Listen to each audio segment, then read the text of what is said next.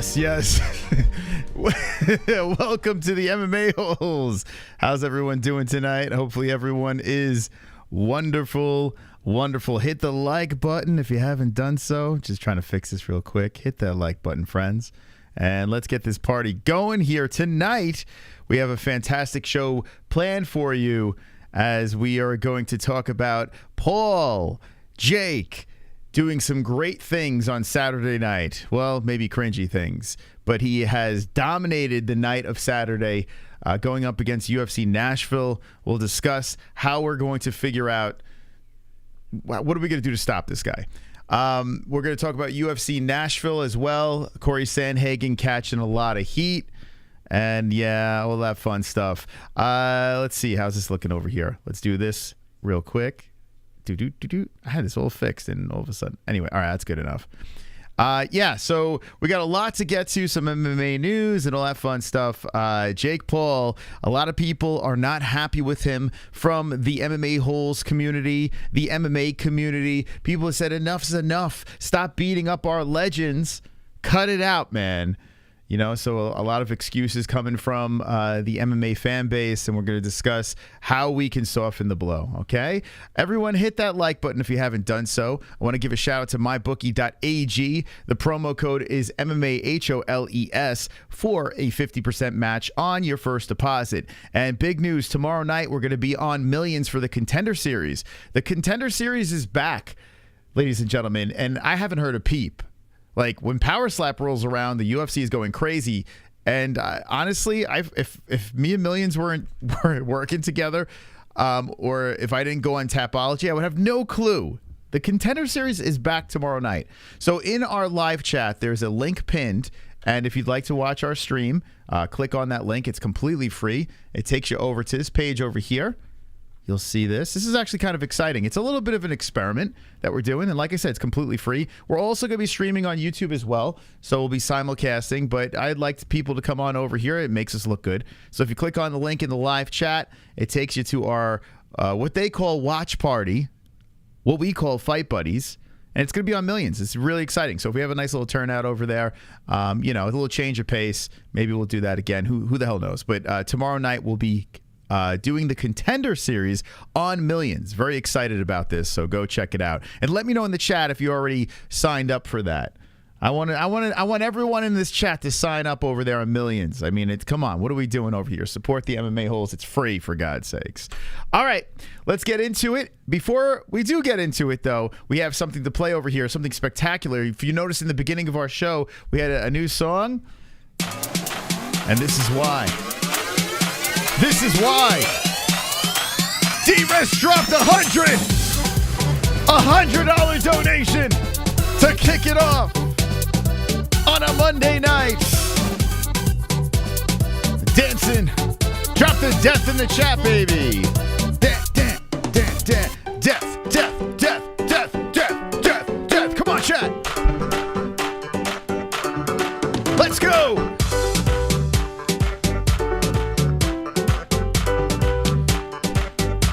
I'm moving tonight.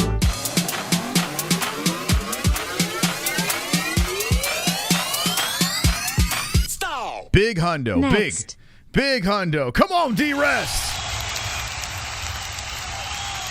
Let's go. Thank you. Thank you for supporting the program. Very consistently dropping bombs. And our website goal over here, $19,424.67. We are so close to the 20K goal. I think we might hit it this week. I really do. Crazy stuff. Crazy stuff. Incredibly humbled by the support of the community. And D-Rest has been a superstar with meth. I don't think he's on meth. I don't think so.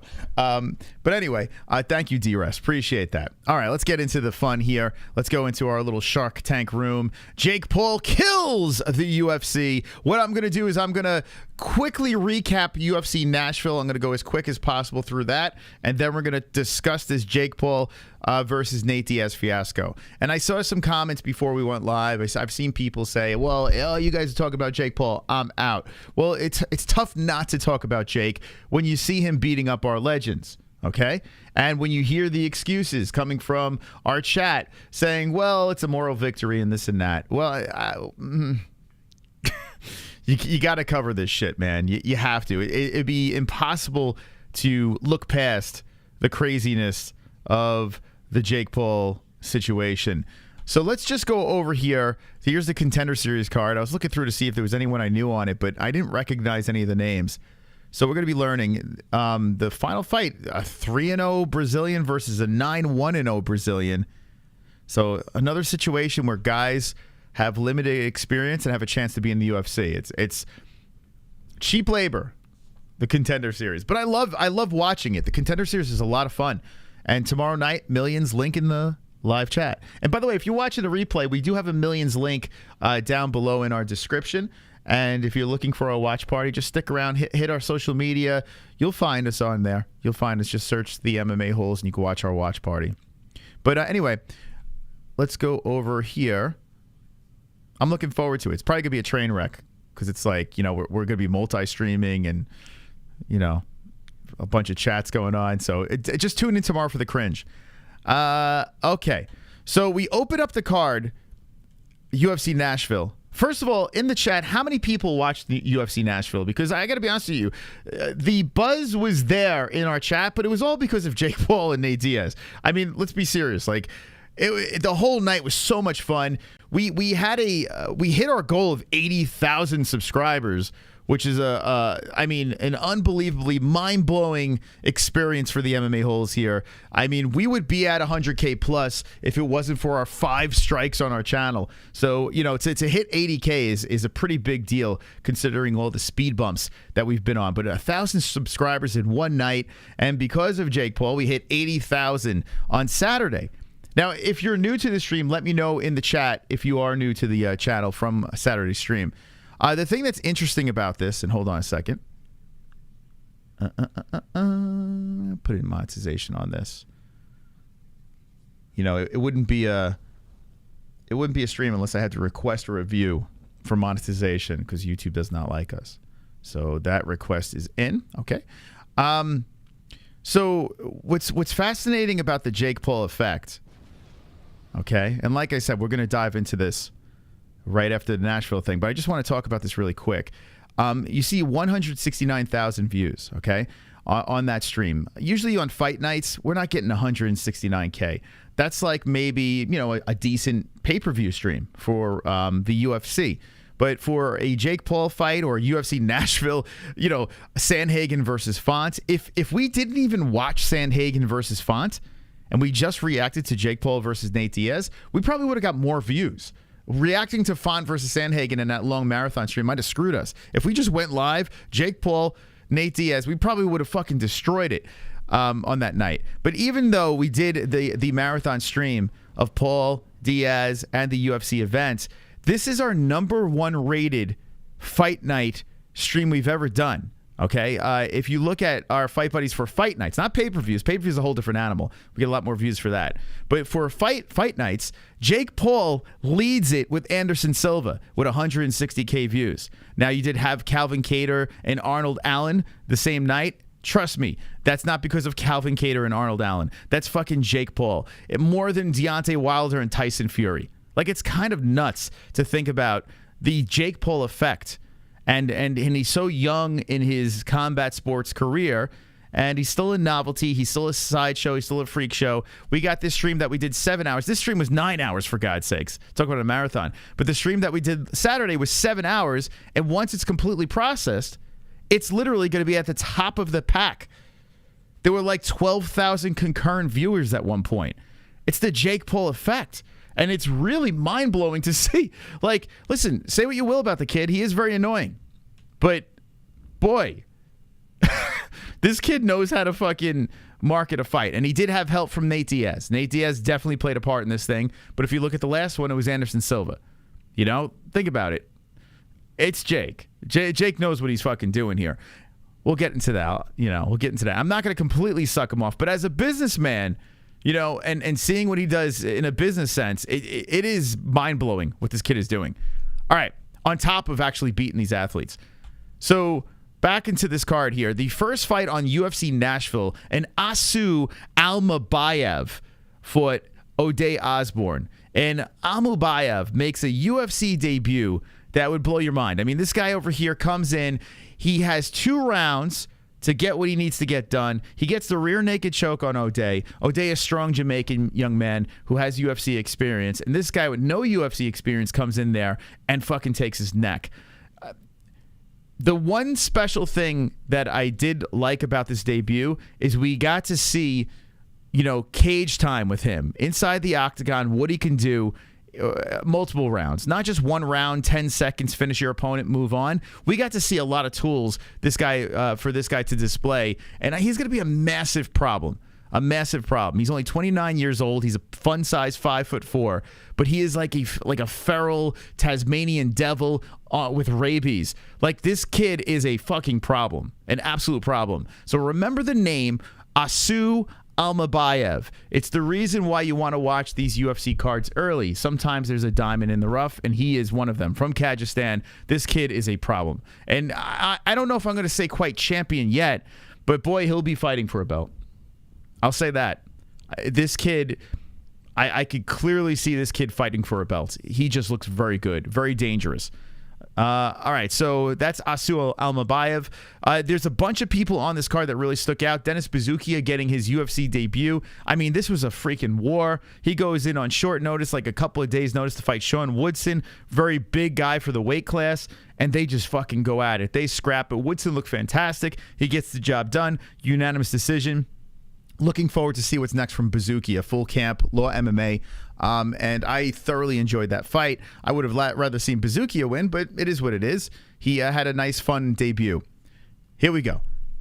I reached out to Cody. All right, we're going to try to get him on Wednesday night. But Cody Durden gets the win over Jake Hadley, and I was besides myself. I got to clip the reaction. How many people saw this fight live?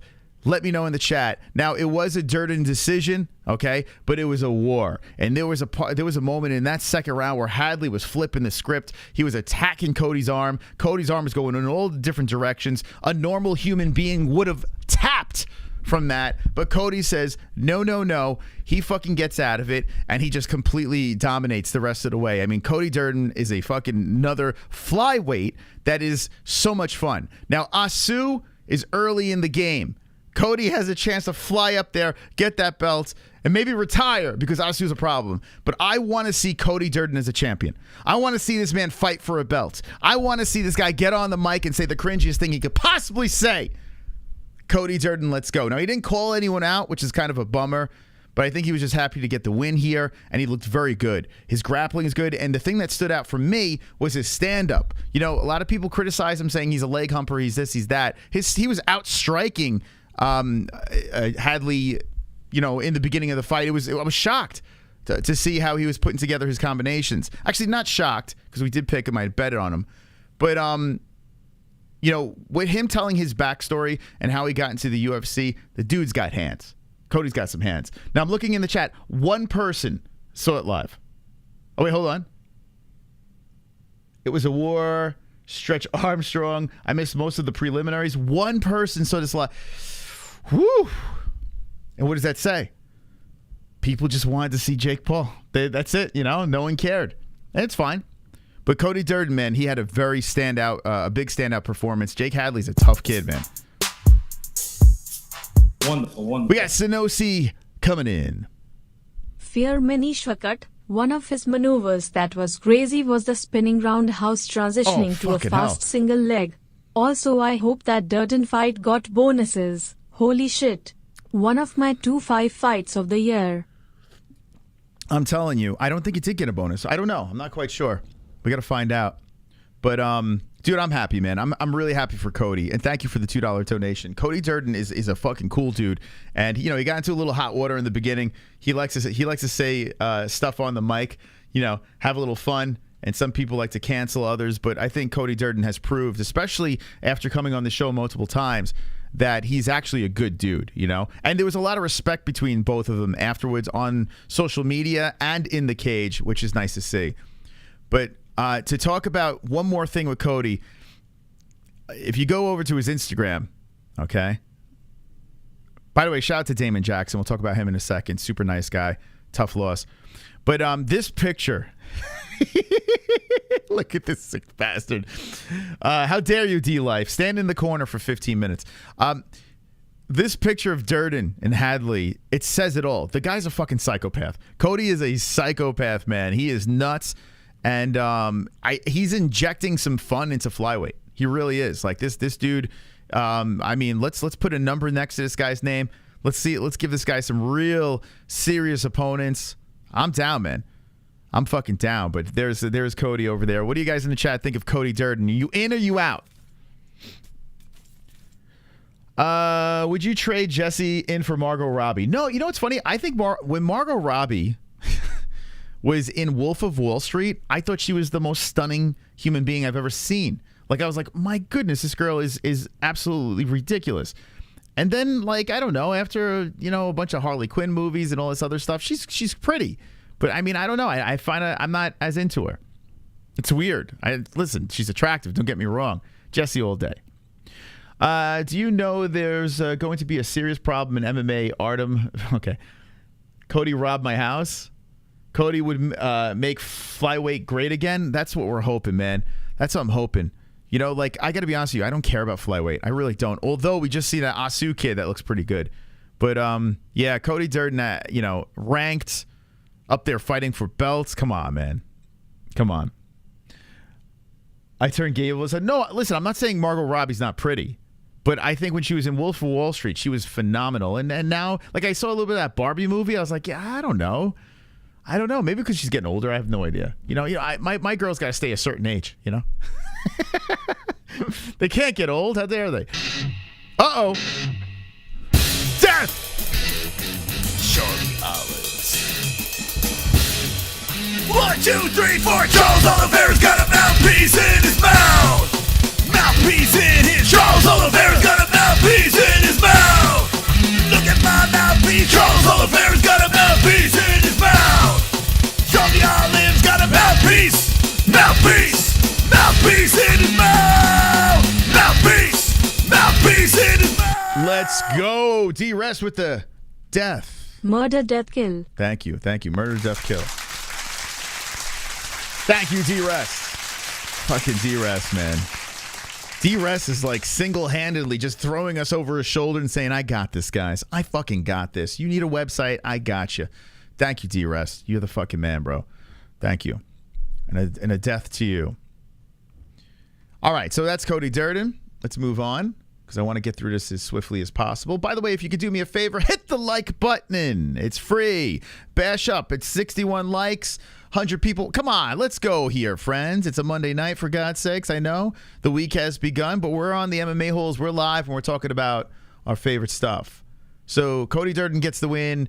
Moving into Billy Quarantillo versus Damon Jackson. Jackson had a really good first round, and then Billy took over. Billy, I tell you what, as the fight progresses, he becomes more dangerous. You kind of want to take him out in the first round, or Billy gets a little ferocious. Billy did a great job. He did what he had to do. He got the unanimous decision and bounces back for the win. Damon's striking looked better. I will say that. But, you know, Billy did enough. He had more stamina, and I guess he had more heart on that night. He was the better fighter on Saturday, so congratulations, Billy Q, getting in the win column. How about Carlston Harris over Jeremiah Wells? He was getting dominated, then third round, anaconda choke.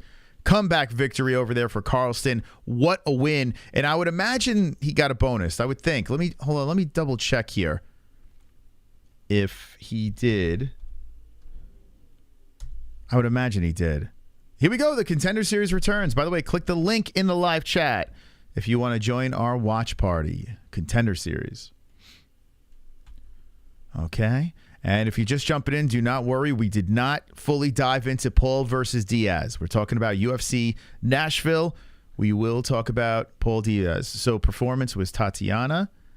Fucking Jacoby. We'll get to that in a second.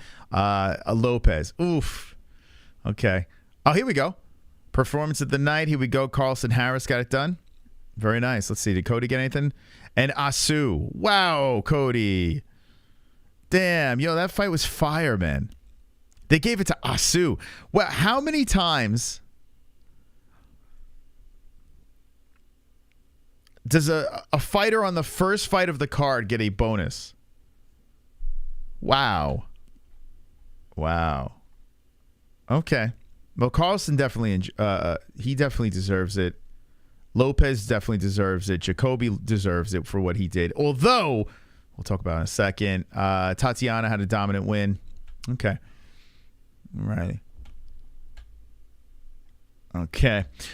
So anyway, yeah, nice win for Carlson. Real comeback win over there. I mean, he must feel like $1 million. Kyler Phillips from Arizona getting the job done. Unanimous decision over Barcelos. That was a war, and he did enough. Klein gets the unanimous decision over Bahamondes. Tanner Boser gets the unanimous decision. He needed this one really bad.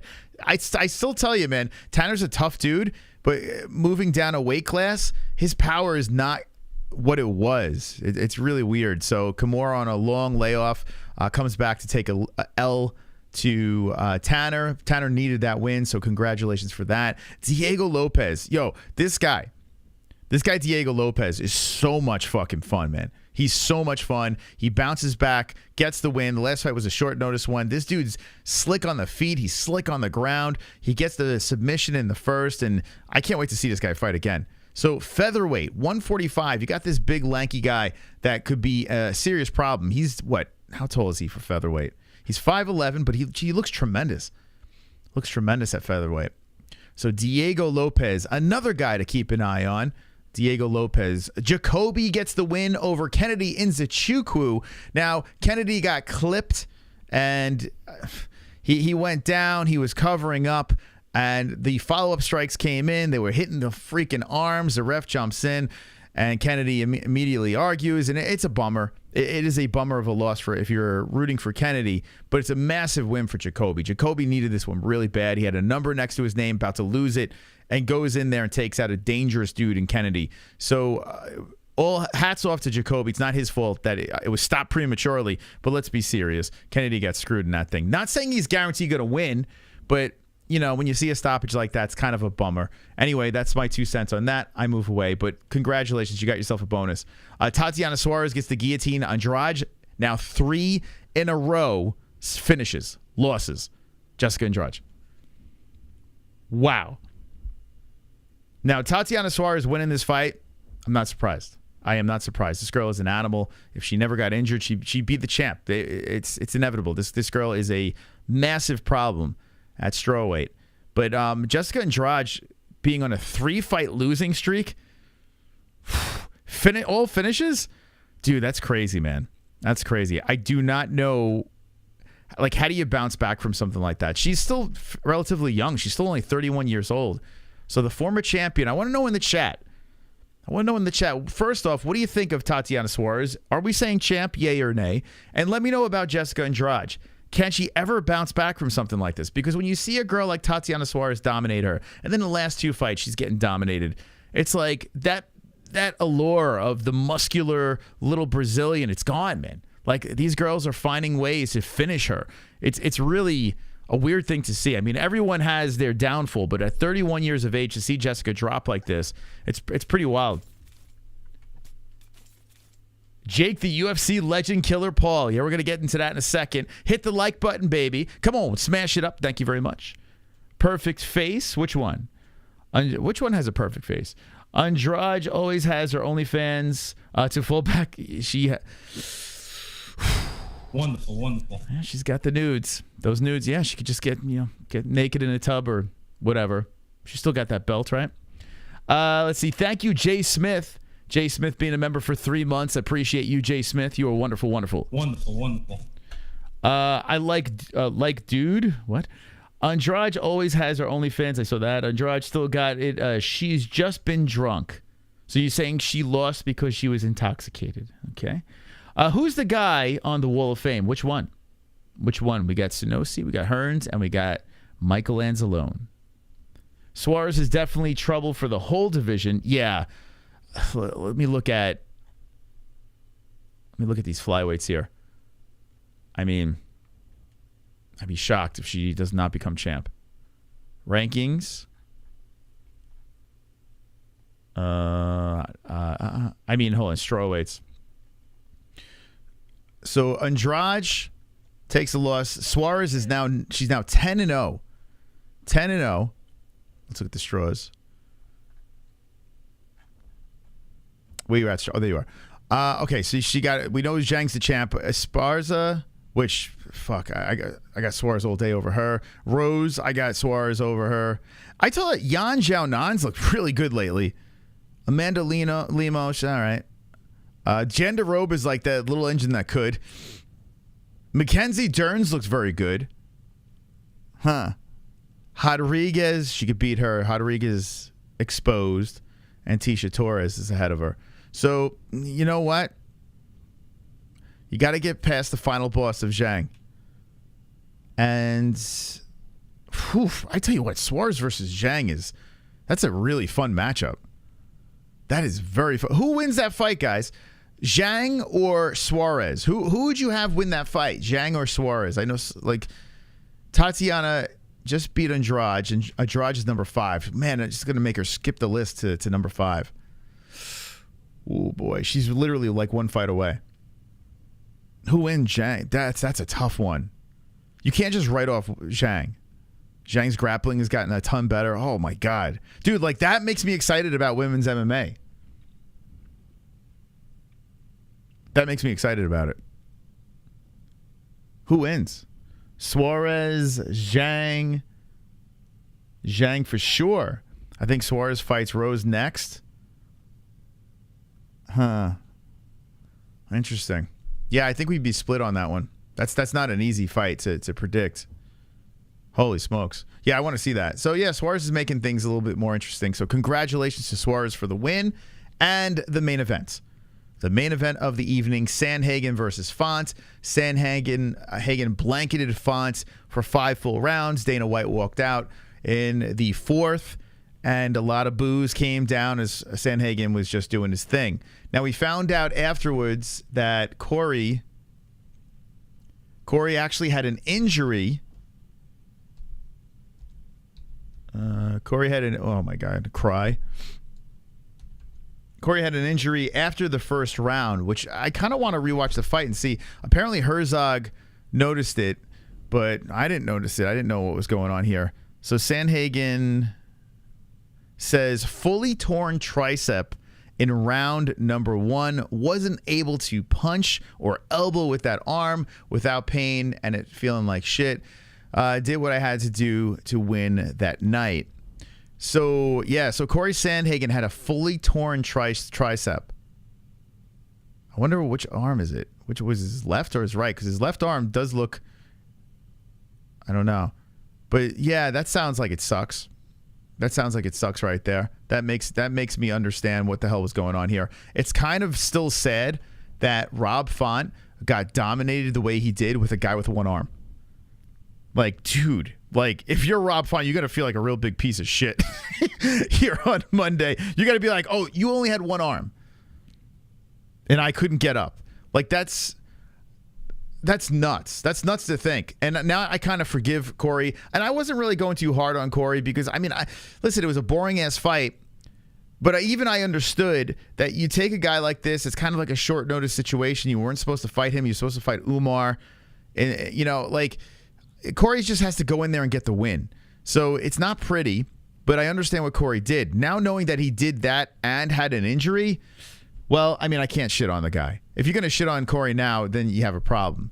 And the reason why I put a clown nose on the thumbnail is because everyone was basically calling him that. They were all shitting on Cory Sandhagen. Even before the injury, I thought it was a bum fight. I thought it was a terrible fight. But at the same time, I'm not going to fucking shit on Cory. Like, it didn't make any sense. So, man, what would you do? Now, if I was in the building and if I paid my hard-earned money and I'm drinking and I'm watching this thing go 5 rounds with one guy laying on the other guy, well, I'd probably be booing. So I'm not going to rip on the people in the crowd. If you're in the crowd, you paid your fucking due. You can do whatever the hell you want. Do whatever the fuck you want. Boo, throw shit at them. I don't know. Just have a blast because, you know, it's not cheap going to these events. But if you're on the internet, you know, leave the guy alone. You didn't pay anything. I mean, it was a fight night, for God's sakes. You know what I'm saying? It was a fucking fight night. What are you going to do? Boo fucking Rob Font for not getting up with the guy with one arm. You know? I wonder what Rob has to say about this. Like, I wonder, like, Like, now knowing in hindsight that Cory Sandhagen was literally fighting him with one arm for 4 straight rounds. That is nuts, man. Let's see. Did Sandhagen post any pictures or anything? I don't see anything, but anyway, what do you guys think in the chat of Cory? I mean, now Cory's going to be sidelined for a little while.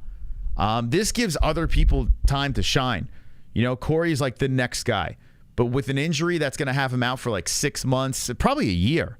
You know, he's got to do a camp. He's got to recover. He's got to do all this fucking crazy shit. So God knows how long Cory's going to be out for.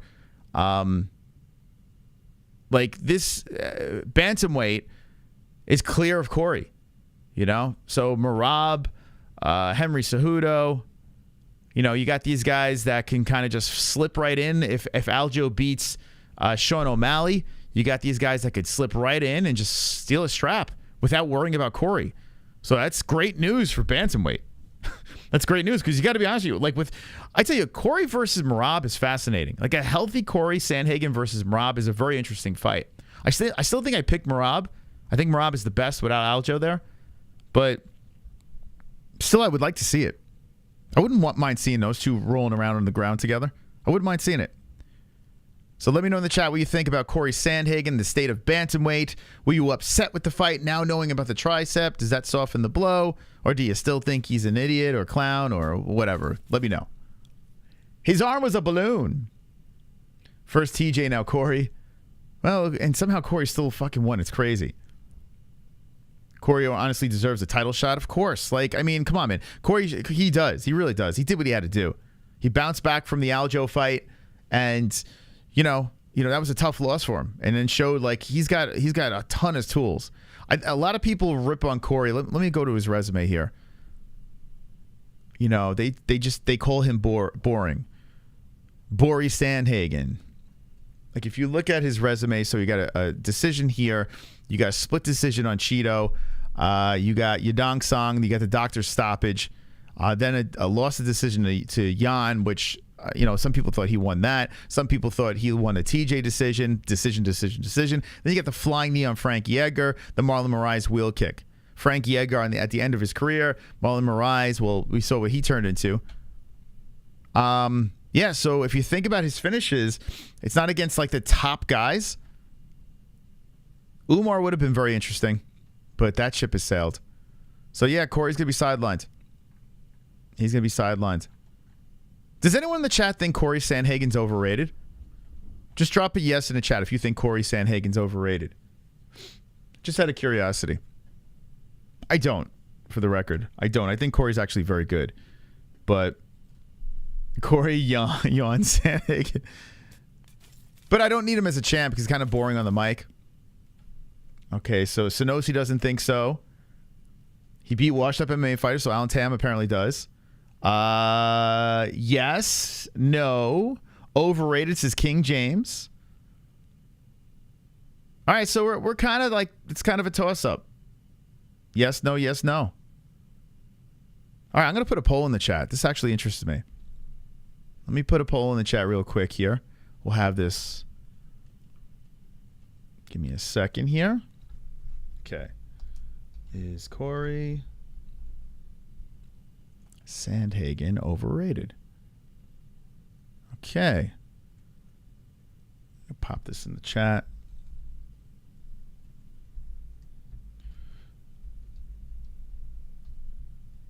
Okay, here we go. Let's go. So this will tell if the clown the clown nose on the thumbnail, if it's accurate. Okay? This will tell. Knowing the information, guys and gals, and you do, I mean, I think you should keep this in your mind.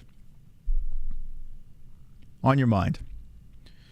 That he was injured, right? After the first round, he tore his bicep, and then he had to fight the rest of the fight with one arm, and still dominated Rob Font. So we'll let that sit there. Okay, we're done with the UFC.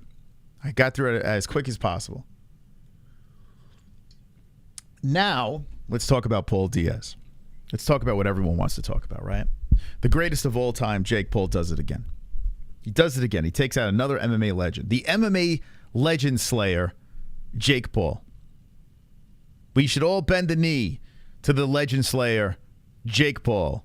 He single-handedly killed the UFC on Saturday night. And the reason why I say that is the Nashville event, which was actually in a big venue. You had a lot of people in the building, and then you had a trash main event. You had Dana White walking out early, and apparently Dana White's fine. Apparently he talked to Cory Sandhagen and everything's good. Okay, so the narrative of Dana White walking out early because he was pissed off, well, maybe it was for something else. But everyone in our chat on Saturday, they were buzzing for this Jake Paul fight, whether they were watching it or not watching it. And by the way, the pay-per-view buys, I guarantee, were complete hot trash. I looked at our ESPN numbers. I'm going to look at it again right now because we have an affiliate with ESPN. And we can kind of track and see, how many people bought. And the last I looked with our link, and it's still the same, one person. One person. There's like a gazillion clicks. Like 4,000 clicks and one person bought. Okay. So, that kind of gives you an idea. When we do UFC pay-per-views, there's a ton of clicks and a ton of buys. Even if it's a shitty pay-per-view event, we can kind of get an idea. But with this event, one person bought with our link. 169,000 people tuned in. One person bought. Kind of crazy, man. Kind of crazy. Now, Jake Paul has a fight with Nate Diaz. It was a pay-per-view. It was on a weird card that really, who gives a shit about? Like, no one cared about the card. Some people cared about the Jeremy Stevens fight, the Avila fight. I didn't. The Heather Hardy was a joke against Serrano. That was just a layup for Serrano. Hardy's kind of a name, right? That you could just beat up. It was that everything's a joke. It's a mess. You're paying your $60 for one fight. Another flaw with boxing, right? Big pay-per-view for one fight. It's a dying thing, man. It really is. They got to do something with that. But other than that, the night was his. Not only did he steal everyone's attention, whether it's a boxing fan or an MMA fan, he actually stole the complete shine from the UFC card. UFC Nashville, which for the most part was a fairly decent card, ended a little weak, but for the most part it was pretty solid. Had a lot of cool stories that came out of it. Some good finishes, some good wars, bonus-worthy fights, and no one cared. Everyone's like, what time's the Jake Paul fight? What time's the Jake Paul fight? So this thing happens and it goes the distance. And on my scorecards, I had it. Let's see. Hold on a second. I had 1, 2, 3, 4, 5, 6 rounds to 4. And one of those rounds at 10-8 because it was a knockdown. Okay? But the judges, unanimously were even more lopsided in favor of Jake. Now, I'm not a boxing judge, but I think I know enough to understand who won a fight, right? And watching this thing, I agree. I think Jake Paul won. I want to know in the chat, does anyone think that Nate won the fight? Maybe some people scored it towards Nate. I did see some people on Twitter that need their fucking heads examined thought Nate won. Nate made it a good fight. He made it very interesting. But all in all, kind of looked terrible. And Jake didn't look great either. Let's be honest. Jake didn't look fantastic. It was a sloppy boxing match between the two guys. And Jake kind of dominated. He dropped Nate. His cardio held out throughout the whole 10 rounds.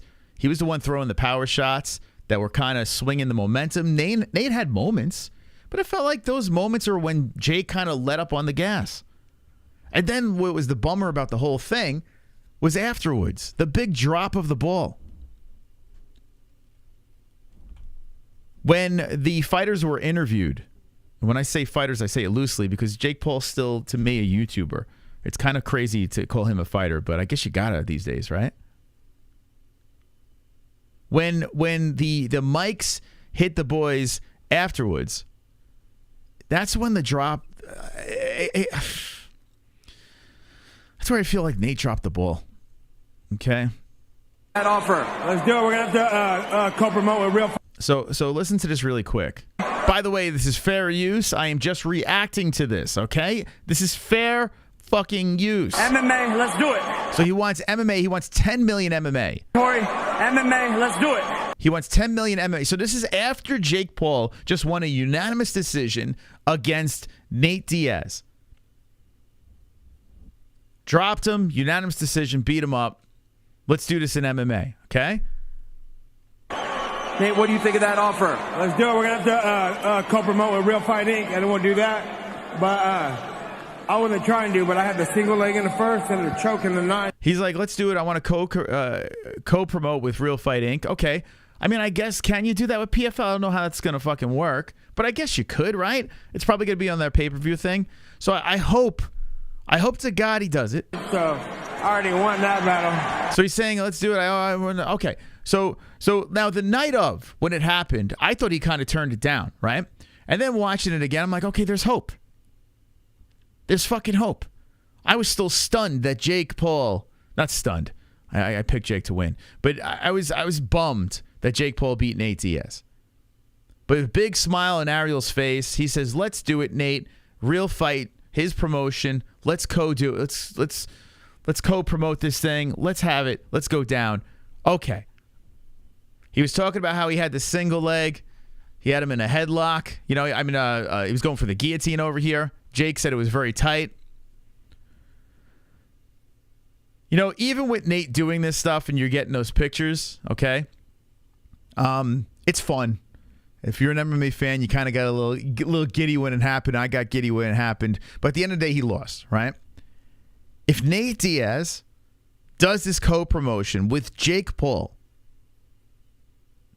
it goes down and Nate Diaz wins, which let's be honest, Nate's got to fucking win this fight. I mean, how does he not win an MMA fight against Jake Paul? How is that even possible? He goes in there, he gets the win. Everything's fixed. Everything's good. Everything's golden. Everything is proven that, listen, in the game of boxing, the sweet science, when you're handicapping these MMA fighters and saying, we're just going to do one skill set, we're going to just punch each other in the face and the body. That's it. I'm going to take away the elbows, the knees, the legs. I'm going to take away the takedowns and the guillotines and the arm bars and all that fun stuff. Nate goes in there, submits Jake Paul. It's over. We win. We win again. That's it. But on Saturday night, we took a big loss. We took a massive loss. We have to take it on the chin. Jake Paul, a former Disney kid. And yes, he lost to Tommy Fury, but let's be serious. Tommy Fury is, according to boxing fans, a boxer. But if you really think about it. Wonderful. Sinosi. Jake Paul legend killer, totally pulling a WWE Randy Orton. Also next boxing bout I picture one of these three MMA fighters, Nick Diaz, Robbie recently retired champ who looked good, or Vitor who killed Holyfield. So he's saying also next bout I picture one of these three MMA fighters, Nick Diaz, Robbie. By the way, Nick Diaz did throw his name in the hat. Please don't do that. The Paul brothers will probably jump all over that and beat poor Nick Diaz up. Come on, don't do that. Robbie Lawler. I hope Robbie gets a boxing fight. That would be fun. Robbie still got a little left. Recently retired. Hold on, what else we got here? Retired champ who looked good. Or Vitor. Oh, yeah, Vitor wanted that smoke. Vitor did want that smoke. Yeah, you know what? I wouldn't mind that either. Thank you, Sinosi. Appreciate it. And thank you, everyone, for donating tonight. Really appreciate it.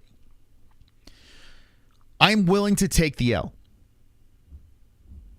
I'm calloused enough as a fan of the UFC to take the L on Saturday night and give props to Jake Paul.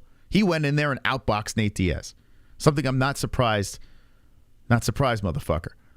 He went in there and did it. There was a small part of me that was hoping that Nate Diaz, listen, there was a big part of me that was hoping that Nate Diaz would win. But at the end of the day, he got boxed up. You know, Jake was bigger, stronger, had better technique. That's it. That's what it comes down to. Nate was tough enough to go to distance, so at least he didn't get knocked out. So I guess you could say there's a moral victory, but I don't. Nah. Jake Paul beat Anderson Silva, and he beat Nate Diaz. We need redemption, and Jake is willing to give it to us. On top of Jake Paul embarrassing MMA fighters in boxing, think about this. Jake Paul is willing to give Nate Diaz redemption in a cage, MMA, Jake's willing to do this. If Jake Paul beats Nate Diaz in this MMA fight, we are fucked. What are we going to say then? What are we going to... Is this the guy? You notice that Anderson Silva is not fighting Jake Paul in MMA, and Anderson didn't want that. There was probably a reason why Anderson didn't want that, because the risk is extraordinarily high. Like, super high, right? If Anderson does go in there and lose to Jake Paul in MMA, dude, that's a massive kick in the nuts to MMA fans. So thank you, Anderson, for not doing that. Although I still think Anderson wins. But thank you for not doing that. It seems like Nate's going to take this on, and I hope Nate does, and I hope Nate prevails. But what if he doesn't? What if Nate Diaz goes in there and gets knocked out by Jake Paul in MMA? Like the smaller gloves. Maybe Jake's got a little more power. I don't know. You know, his power transfers over to 4-ounce gloves even better. And he fucking knocks out Nate Diaz. Beats him with some ground and pound shit. I mean, think about this. If Jake Paul, who is a former wrestler, if I'm not mistaken, he's still a pretty big kid too. If he stops these takedowns and winds up on top, you remember what Jorge Masvidal was doing to Nate Diaz in that BMF belt fight? What if Jake Paul goes in there and ground and pounds the fucking hell out of Nate Diaz? How old's Nate now? How old's Nate? We have to talk about this in some sort of way. Nate should be a lock. He should be a very big favorite. But Nate he's 38 years of age. Most likely he's going to be around 39 if they do this. It's not impossible. It's not an impossibility that Jake can go in there and do it. So yeah, I know Logan's a legit wrestler, but Jake does have wrestling background. He does. Never could happen. All right, hold on. Let me see what this chat says. Jake has been armbar submitted before by an amateur. Okay. No, he's not. Moss, if it happens in real life, I'll be forced to take a long dive off a short cliff, bro. Dude, me too. I'd be right behind you. I would put money on Jake against Nate in MMA, says Dustin. Yeah, no, Jake has a wrestling background. Both of them wrestled. I don't know like who got... I'm assuming Logan got a little further, but I know Jake did wrestle. They both were put into wrestling. Only savior of UFC is CM Punk, the GOAT. They have to call the GOAT back and send GOAT signals in the sky. Nate is a black belt under one of the best places in the world. I understand this. Listen. And I did see the lines. I did see Nate was a pretty big favorite. But Jorge Masvidal, what belt is Jorge? Just Jorge was like brute force and beating the fuck out of Nate on the ground in the BMF fight. Like he was hurting Nate on that ground. It was pretty bad. 4-ounce gloves, cuts, scar tissue. I might put money on Jake. I'll be rooting hard for Nate, but I might have to soften the blow with a bet on Jake just in case he wins. If Nate Diaz gets fucked up by Jake Paul in an MMA fight, this could all backfire. Why is Jake Paul? Why I want you guys to answer this question in the chat. Why is Jake Paul so eager to fight Nate Diaz in MMA? Jake Paul has literally lined up every opponent in front of him because he thinks he could beat that opponent in that situation. He's a strategist. He's a guy that thinks 12 steps ahead. And he is calling out Nate Diaz, willing to pay him $10 million to fight in MMA rules, which sounds great for us MMA fans. But why? Why is Jake, after he just battered him in boxing, why is he so eager to do this? Cory, MMA, let's do it. Nate, what do you think of that offer? Let's do it. We're going to have to co-promote with Real Fight Inc. Okay? Why? Answer this in the chat. I'm curious your thoughts. Why is Jake Paul willing? He's so eager to do this.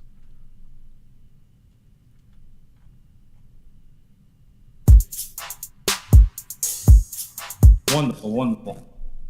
Hearns.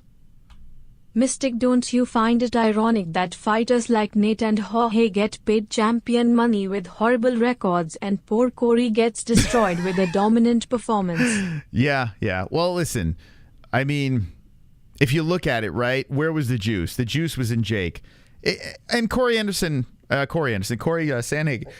Sandhagen, he doesn't really do a good job of promoting himself. That's why he was headlining the fight night, you know? This guy would be on pay-per-views and doing things. I mean, he's got the skills. He just doesn't have the microphone presence that he needs, you know? He's kind of like, whatever. He's that kind of guy. So, yeah, they don't make much in MMA compared to these novelty boxing or boxing in general when it comes to the main events.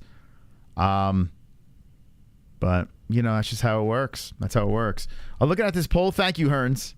Wow. Speaking of Cory Sandhagen, let's just dive into this poll really quick. And we'll get back to Jake and Nate. I want your opinions. Is Cory Sandhagen overrated? Okay. 49% say yes. 51% say no. Think about that. That's crazy, man. All right, so now in the chat, the question I asked you is why didn't you hit the like button? Hit the like button. Bash that like button up. And the other question is why is Jake Paul so eager to fight Nate Diaz in MMA? Why? What is the reasoning when there's a guy in Jake Paul that does everything calculated because he stacks everything against his opponent? 49% retards. I don't think he is. See, McGregor was calling out. I did, yeah. I can't. I don't take much what McGregor says serious anymore. This is a get back at Dana and the UFC to highlight how underpaid the UFC fighters are. That they would make. Very good answer, Niall. That they would take a money grab with a Disney boxer. There you go. That's a good answer. But here's another thing, though. So Jake is willing to risk a lot. Fight Nate Diaz in MMA just to prove that point. That might be the answer. That could be it. Jake's a young dude on roids. Nate's past his prime. Well, PFL's got... Don't they have USADA now? Right? Isn't PFL with USADA now? So Jake, can't be playing that game anymore. Why is everyone still pretending like Jake can't fight? He can't fight. It's time to just accept he can fight it. Yeah. Listen. Okay. I'll say this. Jake is a decent boxer, right? There's no way around it. I mean, he boxed up Nate Diaz. He did.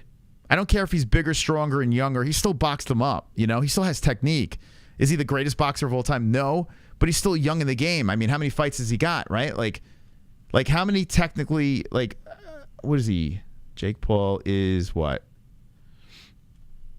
Jake Paul is now, he's what, 7-1-0. Come on. I know they're not all top-tier boxers. I get it. But if you look at all these boxers' resumes, they're all padded with fucking nonsense fights. At least Jake is actually fighting fighters. Like, if you look at these other boxing records, you look at these guys, dude, you're talking about bums off the street. Now, Jake is fighting ex-UFC champions, ex-UFC legends, guys that are at the top of the game for a long period of time. If you put those ex-MMA legends against these fucking shitbag boxers, dude, the legends would destroy them. Jake is padding his resume, yes, with MMA fighters, but with way better fighters than these other guys. You can't tell me a guy with a 7-1-0 resume. Now take away Nate Robinson. He's the only exception to the rule. Say what you will about Jake Paul, but if you look at the first 8 fights of any boxer, I guarantee none of them have former champions on there that have done some serious things in other sports. I guarantee it. It's crazy, man. It's kind of crazy what Jake's doing here. Now, listen, he's not the best boxer in the world. He's a great businessman that is putting together a lot of fun fights, and he's kind of embarrassing MMA at the same time. The only thing we got working for us is at least he's beating them in another sport. But still, at the end of the day, it's fighting, right? It is fighting. Jake goes in the PFL cage and fucks up Nate. Dude, I don't care if Nate is almost 40 years old. I don't care. We need to fucking bend the knee to Jake Paul. We need to bend the fucking knee. It's crazy, man. It's honestly, it's crazy what this kid's doing. It's pretty wild.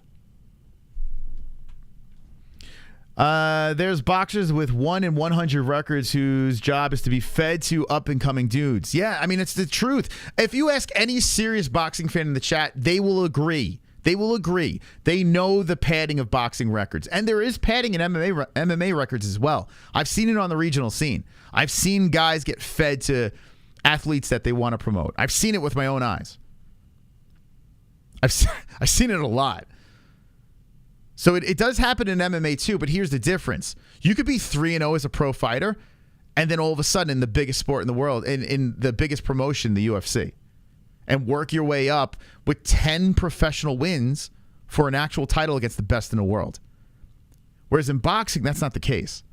Boxing, you got to pad your stats as much as possible. You have to have a shiny 20-0 resume, at least, right?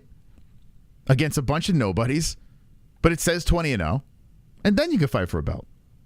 You know? You got to put in a little bit more work against lesser fighters. And that's been boxing forever, you know? It's all good, man. That's how the sport runs. But it really is wild, man. It is wild that once again Jake does it again. You know, and now he's calling out Nate in MMA. Like, that's nuts. This needs to happen before the year's done. But I don't think it will. I have a feeling it's going to be next year. And we'll see what happens. One's in the chat if you think that Jake Paul wins. Actually, you know what? All right, so I'm going to take this. Dude, this is nuts. So I'm going to take this poll out. This just goes to show you. Look at this fucking poll. We're 50-50. Is Cory Sandhagen overrated? 50-50. Oh, my God. I love these polls, man. I love them. Okay. Let me know in the chat what you think about that. I'm going to take that out. Dude, it's nuts. Okay. Next poll. And we're going to take phone calls. We're going to take phone calls tonight. By the way, if you want to donate to the show, you can hit the super chat. You can hit Streamlabs, whatever fucking floats your boat. If you hit the Streamlabs, we get closer to our big goal of 20K for the website. But we take it in food stamps if you'd like as well. Okay, here we go. All right. Who wins? Wins in MMA.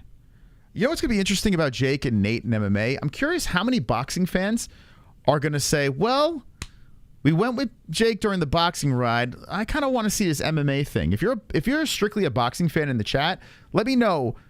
Are you going to follow him over to MMA? Okay. If he fights Nate. Who wins in MMA? Okay. Jake or Nate? Okay. Ask the community. This is I'm pretty interested in. I just want to see. And the reason why I'm doing this poll is because before Nate Diaz versus Jake Paul was in effect, I put a poll up who would win, and a lot of people were saying Nate Diaz. And I was like, you guys need your fucking heads examined. So I'm going to look at this poll in MMA. I'm going to see how this turns out. What the I dropped the poll in there, baby. Why is it not going? It's not going through. They don't like my polls. All right, let me try this again. Come on, man. What kind of nonsense is that? Lots of buffering. All right, hold on a second, guys. It's annoying. As soon as I put the poll in, it just started buffering. All right, let's try this again. All right, here we go. Do do do do do do do. Okay. All right, so let's drop this poll in here. Start the poll. Who wins in MMA?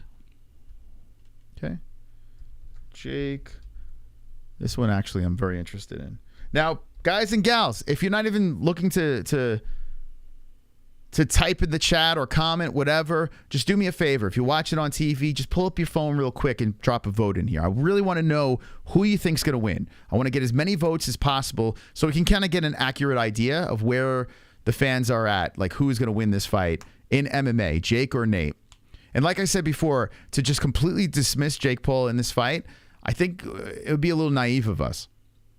If you want my opinion, I will say Nate Diaz, but at this stage of the game, man, I don't think anything is like a lock. You know, your vote counts. That's right, Staley. Your vote counts. Wonderful. Do your civic duty, for God's sake. So I thought about it. Jake is choosing Nate cause he a decent striker, legend and good grappler, but can likely handle Anderson deadlier in both grappling and striking, and even Woodley and Askren would hump him to death.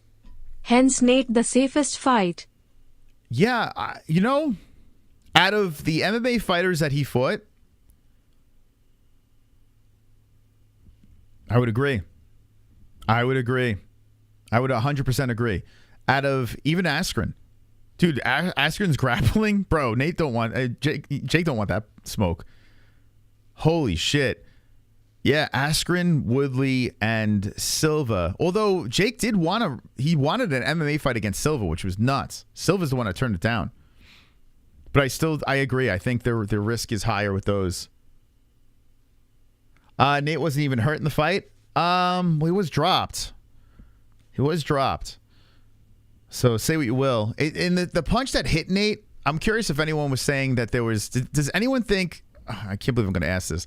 But does anyone think that it was rigged? Just drop a 1 in the chat. Does anyone think it was rigged? Because when I did look at the knockdown... it's the Avila fight. Like, when I look at the knockdown, it hit on a weird spot. Like, so it hit... Like, watch this punch come in. It kind of comes off. Now, it came off over here, right over here. It didn't look like it landed flush, but this is a spot. Like, if you get hit over here, that could throw your equilibrium off. See, it comes off the top, and he went down. Does anyone think that... I mean, it didn't fully go down. He just lost his balance there, but then he tumbled into the ropes. Yeah, I mean, he was pretty wobbled. Nah, laugh my ass off. If you don't train wrestling for a while, you'll lose your skills in like 3 years. Nate landed. Elbow, you creeps. Illegal elbow. Where was the elbow? Yeah, KSI did I do remember that. Temple shot. Yeah, it was like right over here. And that, I mean, yeah, you get hit there. Yeah, you're gonna go down. Especially, you know, with a guy like Jake.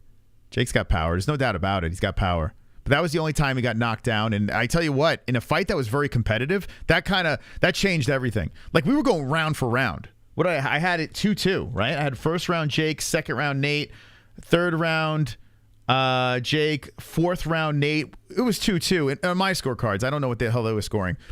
And then the fifth round happened, and then the whole momentum swayed, in my opinion, for Jake Paul. Everything legal if the ref doesn't say. That's kind of true. You're not off. Wonderful. Hit the like button. Here we go. To add, it pains me to say, but by the time Jake retires from fighting, he may have the greatest fighter resume of all time. Ignoring the age and decline, all will see the names attached. God forbid he gets a few MMA win too.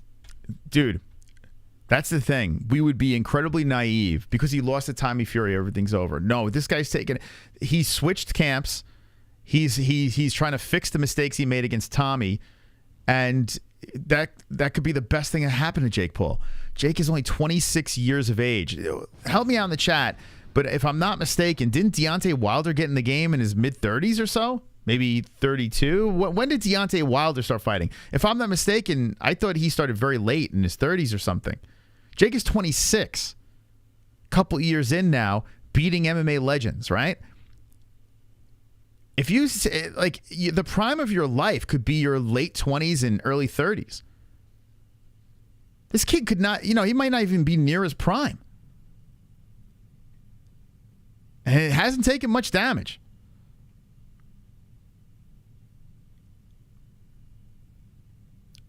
20s, 20 what though? What was his age? Because I always heard he started at 25. Okay, so he started later than Jake.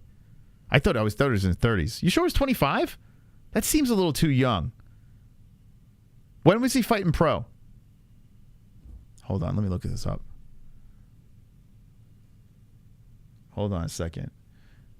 When was Deontay Wilder fighting pro boxing? According to MartialBot.com, oh shit. Wilder made his professional boxing debut. Was it 23? On November. All right, I stand corrected. So he was 23. Okay. Deontay started 20. Why did I thought he started late? Give me a boxer that started late. I mean, DC started, in the UFC late. Wow, why do I think Deontay? All right, I stand corrected with that. I'm a casual, guys. I'm just a fucking casual. Leave me alone. But anyway, listen. If you think about it, so actually he's on the same trajectory. So think about this. So Jake started what? He started around the same age as Deontay Wilder, 23. Fucking hell. Who did Deontay fight in his beginning? Hold on a second. Let's see. How you spell Deontay? I don't even know how to spell. Yeah, let's go like this. Wilder. So let's see. They started the same, right? The Bronze Bomber. I don't know if they have his full resume here, but okay.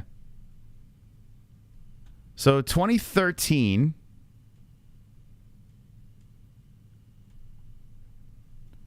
This is when he was 28. So he fought this guy when he was 28 in 2013. Nikolai Furtha. This guy was 21-11-1. Ah, shit. We can't. Yeah, Tapology don't have it. Damn. I would love to see who Deontay was fighting at 23. I'm pretty sure that Deontay wasn't fighting Anderson Silva type guys. I'm pretty sure that wasn't happening. So yeah, you could make an argument. You could make an argument if Jake stays on track, surrounds himself around the right people. This kid could fucking do some crazy things. Like stupid crazy things. This kid could be bigger than any. Oh, I can't even believe I'm going to fucking say this. He already has the social media going. This kid could be the biggest fighter we've ever seen in our lives. He could be the biggest superstar we've ever seen. It's making me want to vomit in my mouth just thinking it. But it's not impossible. It is not impossible. We need Nate. Even if Nate submits him in MMA, he goes back to boxing and just goes back on track. It really doesn't do anything for Jake. Nate has everything to lose in this fight. If Nate fucking loses to Jake in MMA, that's fucking hell. How is it a horrible take? Dude started at 20. He started at 23, right? Or 22. When did Jake start professionally? How old was Jake? Dude, this kid, if you think about what Conor McGregor did, right? And how he became this massive megastar. In the world of boxing, he has an easier path. And he's capitalizing off the fucking UFC. So what was his first pro bout? Was Ali, who the fuck is this guy? How old was he? Jake was 23. Fucking hell. Look at this kid he beat. Like, who the fuck is this kid? This is an influencer or some shit? 23 years old, he started pro. Which that shouldn't even be a pro fight. I don't know who the hell that kid is. Holy fuck.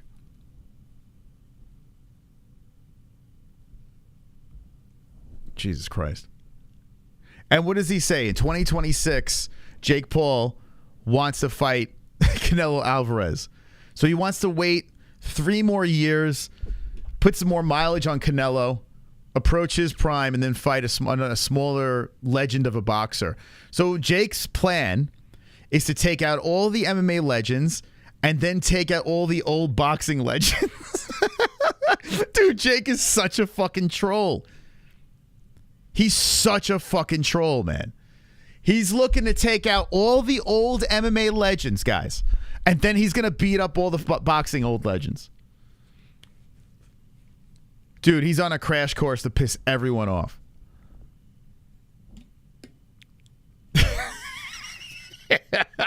This guy's wild, man. He's a wild man. And I got to be honest with you. I'm in for the ride. I need Nate to submit him in MMA so we can stop with this. He could focus on his boxing and see what happens there. Fucking Jake Paul, man. What in the holy hell? We live in a weird time right now. The Conor McGregor experiments, well, he'd probably come back in some sort of way, but his ship has sailed when it comes to like the mega Conor McGregor experience. Like he peaked already, right? Now we got to worry about Jake Paul. This is what we got. It's not in the UFC. I guess you could say it's in boxing now. But I don't know. Jake is like a hybrid. He's all over the place. So who wins in MMA? So here we go. 61% say Nate Diaz over Jake Paul. Now, I want to, guys, keep voting over here. If you have not voted yet, just throw your vote in. Whatever you say. I don't give a shit which way you're going. Who wins this fight? Jake Paul or Nate Diaz? I need you guys to pick up your phones. Pick up your computers. Get your votes in. I want your voice to be heard. At the end of the stream, we'll check this out. The scary part about this poll is when I said who wins in boxing, Jake or Nate, the results were exactly the same. 60% for Nate and 40% for Jake. Very similar to this. You guys might be 0 for 2. You might be 0 for 2 on this one. And it's crazy to think about. It's mind-blowing to think about. Jake might fuck us all over again. I'm going to open up phone lines. Discord is how you can call in. Don't be scared, okay? We want some quick calls, and I want to get everyone's thoughts. Discord, there's a link in the live chat. I mean, in the description down below is a link tree to our Discord.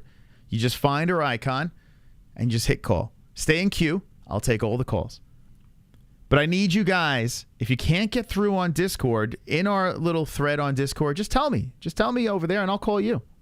I want to hear your voices, okay? And the reason why we do Discord is because anyone from all over the world can call. Anywhere in the world, you can give me a call on Discord. And we have a worldwide audience over here, so I want to hear from the people. I want to hear what you think about Jake Paul, his fight against Nate Diaz that happened Saturday night. I want to hear about your thoughts if this does happen in MMA, which it looks like it is going to happen in MMA. If you have a couple of UFC thoughts about UFC Nashville, fine, give it to me.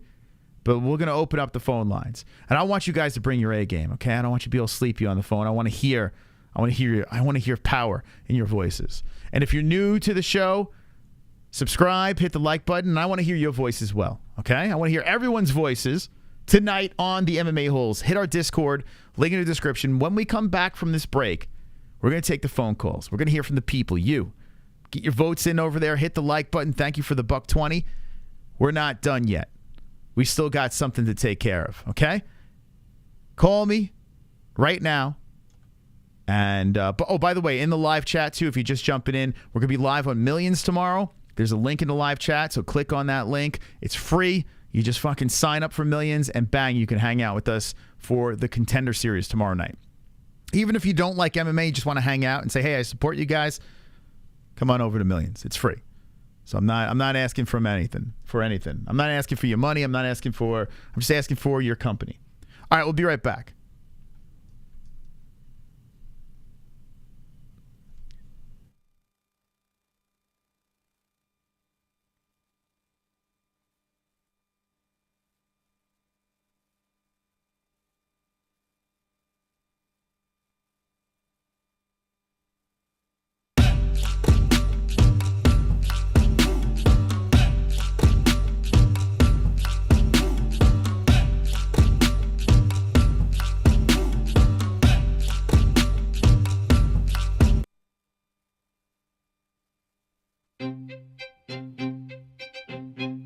Do you feel that the UFC is doing your favorite fighter dirty and not paying them enough?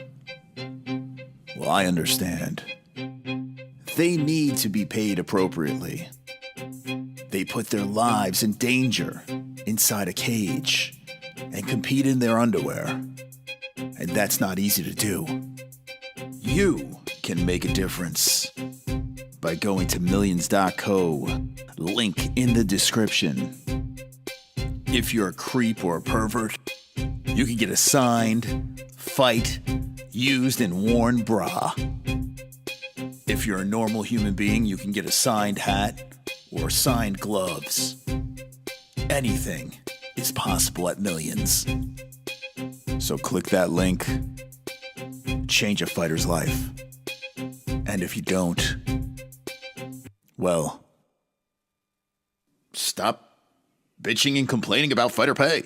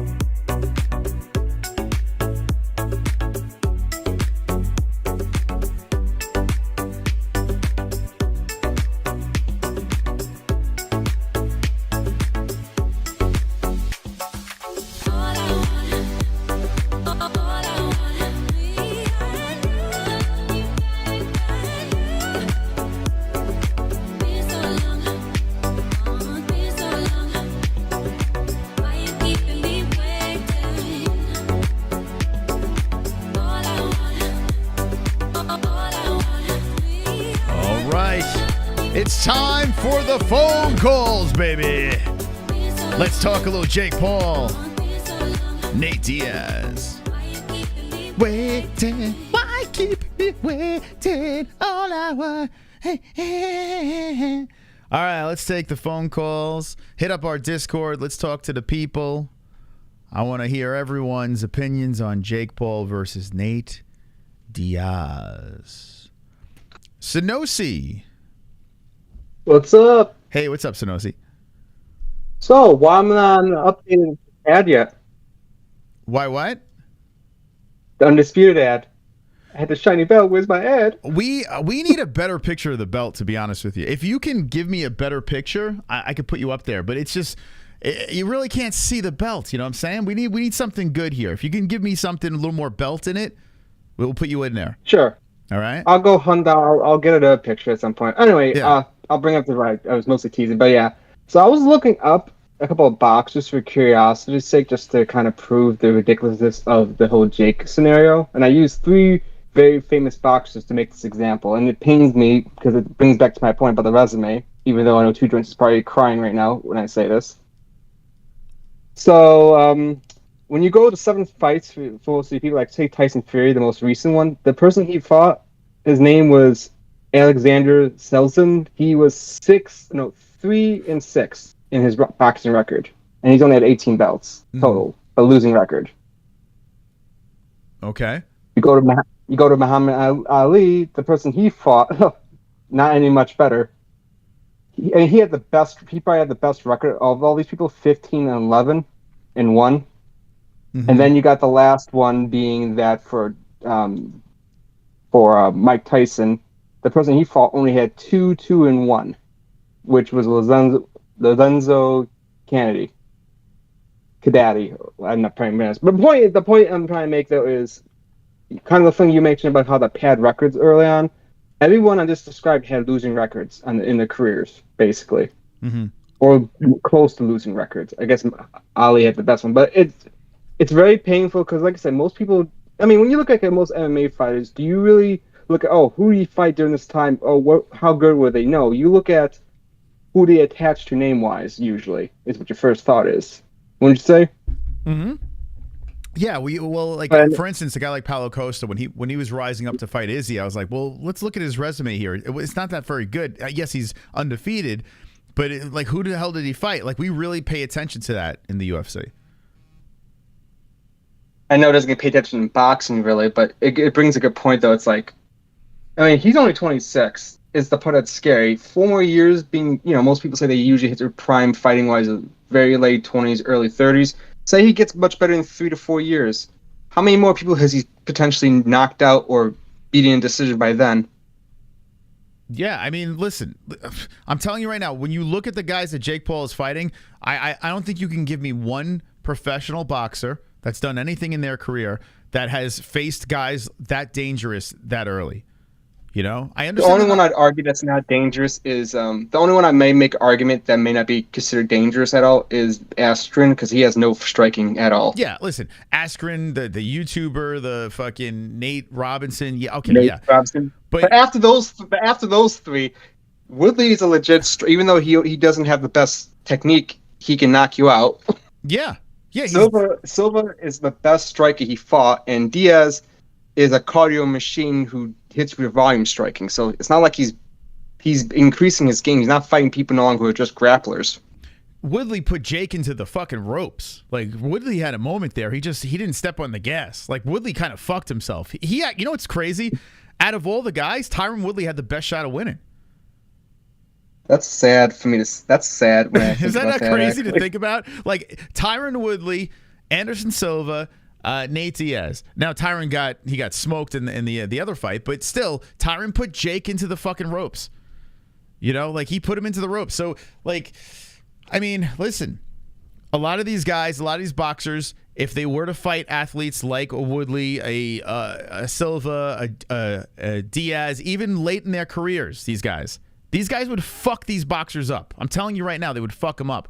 But Jake goes in there and he beats these guys, and it's like, oh, he's beating up old men. Dude, he's only 7-1 now. Like, chill. So the people so to make the last thing, of the three people I mentioned earlier, who do you think would have the best chance of those three to beat Jake in a boxing fight? Vitor, Robbie Lawler, or Nick Diaz? And we already know it's not Nick Diaz. I'm just curious, who do you think it would be? I tell you, Vitor looks scary, but I don't know. Like, he's... He needs the juice. Yeah, he needs the TRT. Vitor to kill him. I guess I gotta say Vitor because he's a massive juice monkey, but it doesn't seem like he's got much technique. He seems like a fucking animal in there. I guess I'll go Vitor. I guess I don't know. Yeah, his sober Carlos is Vitor. I guess. I was thinking Vitor, especially if you allow him the juice. Mm-hmm. Yeah, Vitor is clearly on something. Sauced up Vitor. Robbie probably has the most technique of the three, but the problem is, I don't know how Robbie would do in that scenario, but I think he has the most. I think the most technical, or he's the youngest of the three. He'd probably do okay. I see Pulse in the chat says Mike Perry. I wouldn't be surprised. Oh, I love that! I would love to see that fight. Yeah, Mike Perry gets that in there would make with him. some money. That would be interesting. It would be interesting. I don't know. I still think I got to go with Jake. I don't know. I mean, listen, Mike Perry bare knuckle, okay, but in regular boxing, I don't know, man. Jake might be too big. Probably not. But you know what? That's the thing, though. I don't think Mike Perry would ever be someone he considers, because I think, like you said, he's going for name value. And let's be honest, Mike Perry doesn't have that much of a name value in terms of resume. Yeah, Jake's got bigger and better fish to fry on his way up. So, yeah, I'm curious if this MMA thing doesn't play out with Jake. I think his heart is set on Conor eventually. I think that's the end goal. Yeah, yeah. Inevitably, he is looking like he's got Conor chomping at this shit already. So, I mean, fucking hell, man. Jake Paul versus Conor McGregor. Say what you will about what Conor's doing right now. Think about what that would sell. Like, dude, I mean, it's crazy. It'll make more than Mayweather, possibly. I think so. Possibly in the next couple of years. I think it would be the biggest pay-per-view ever. And it's horrible to say, but if Jake Paul were to fight fucking Conor McGregor, it's a circus, it's a mess. It would literally be the biggest pay-per-view ever. Like, it's not even a question. Yeah, all right. I'll leave you off on that because I know other people on call and I'm probably going to get roasted for that. But yeah, all right. Thank you, Sonosi. Sonosi coming in. It pains me to say it. I don't want to see Conor fight Jake. I don't want to see it. I don't. But you know what? If Conor keeps fucking running his mouth, then maybe I do want to see Jake beat him up. I don't know. Maybe I do. Let's see. Who we got here? Who the fuck is this? What 210? You there? What's good? Hey, what's up, man? How you doing? I've been all right. Been just chilling, you know. Okay, that's good. So, what's on your mind?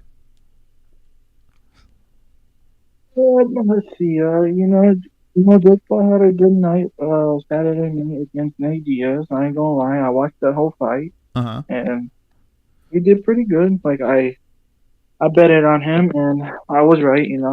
Okay. But if they switch over to MMA, I think Nate Diaz chokes him out and won. Okay. So you got Nate in MMA, correct? Are you covering the microphone or something? It's very muffled. Oh no, I keep pulling it away. Oh, okay. You nervous? Yeah, just chilling, just looking outside at the back patio, just chilling. What do you got out there? What's going on outside? Oh, nothing much. Okay. Any Crickets animals? just making noise. Do you have like, what do you have in the backyard? Is it like neighbors, or do you have animals running around back there? What do you got going on back there? Oh, neighbors in the house just okay. Yeah, they're asleep right now. Asleep. Okay. And they have no idea you're on the phone with the best show in the world, right? Yep. Okay. All right. Back to your thoughts. What was it again? I mean, yeah, Nate will get him out in one. That's my prediction. And then, but I don't think Jake Paul should go down the MMA route because, if he wants to be world champion, he's going to have to start fighting more pro boxers besides Tommy Fury. I know he wants to run it back, but KSI and him are going at it on the 14th of October, and God knows what's going to happen with that fight. Mm-hmm. Okay. Yeah, but I think he should start fighting more in the cruiserweight division. Cruiserweight, gotcha. Yeah. I'm kind of with you on that. In. Yeah, I hear you. Okay. Who do you think, if KSI were to fight Jake, who wins? Right now? Yeah. Ooh. Well, I say it can be because KSI has the power and Jake has the footwork. I think if Jake was really, really smart about it, he can pull off the victorious win. I wouldn't think it would be a knockout. It would be a decision, but right now I'll go with Jake. Okay. Very good. And what's your name? Really? Yeah, what's your name? What do you go by? Oh, what 210? What 210? You're in the chat? Yeah, I was in the chat, yeah. Oh, okay. How long have you been an MMA hole? I think, let's see, when's the first time? It's been a few years, yeah. Oh, okay. I haven't noticed you. So it's what 210? Yeah, what 210 is your name in the chat? Okay, I'll keep an eye out for you. Yeah. Okay, is this your first time calling in? Oh no, I've called before, but I took like a year off because of school and everything. Oh, okay. All right. Well, thanks for the call. Appreciate it. You're welcome. Have a wonderful, wonderful night. You too. Wonderful. That's what 210. I don't recall him.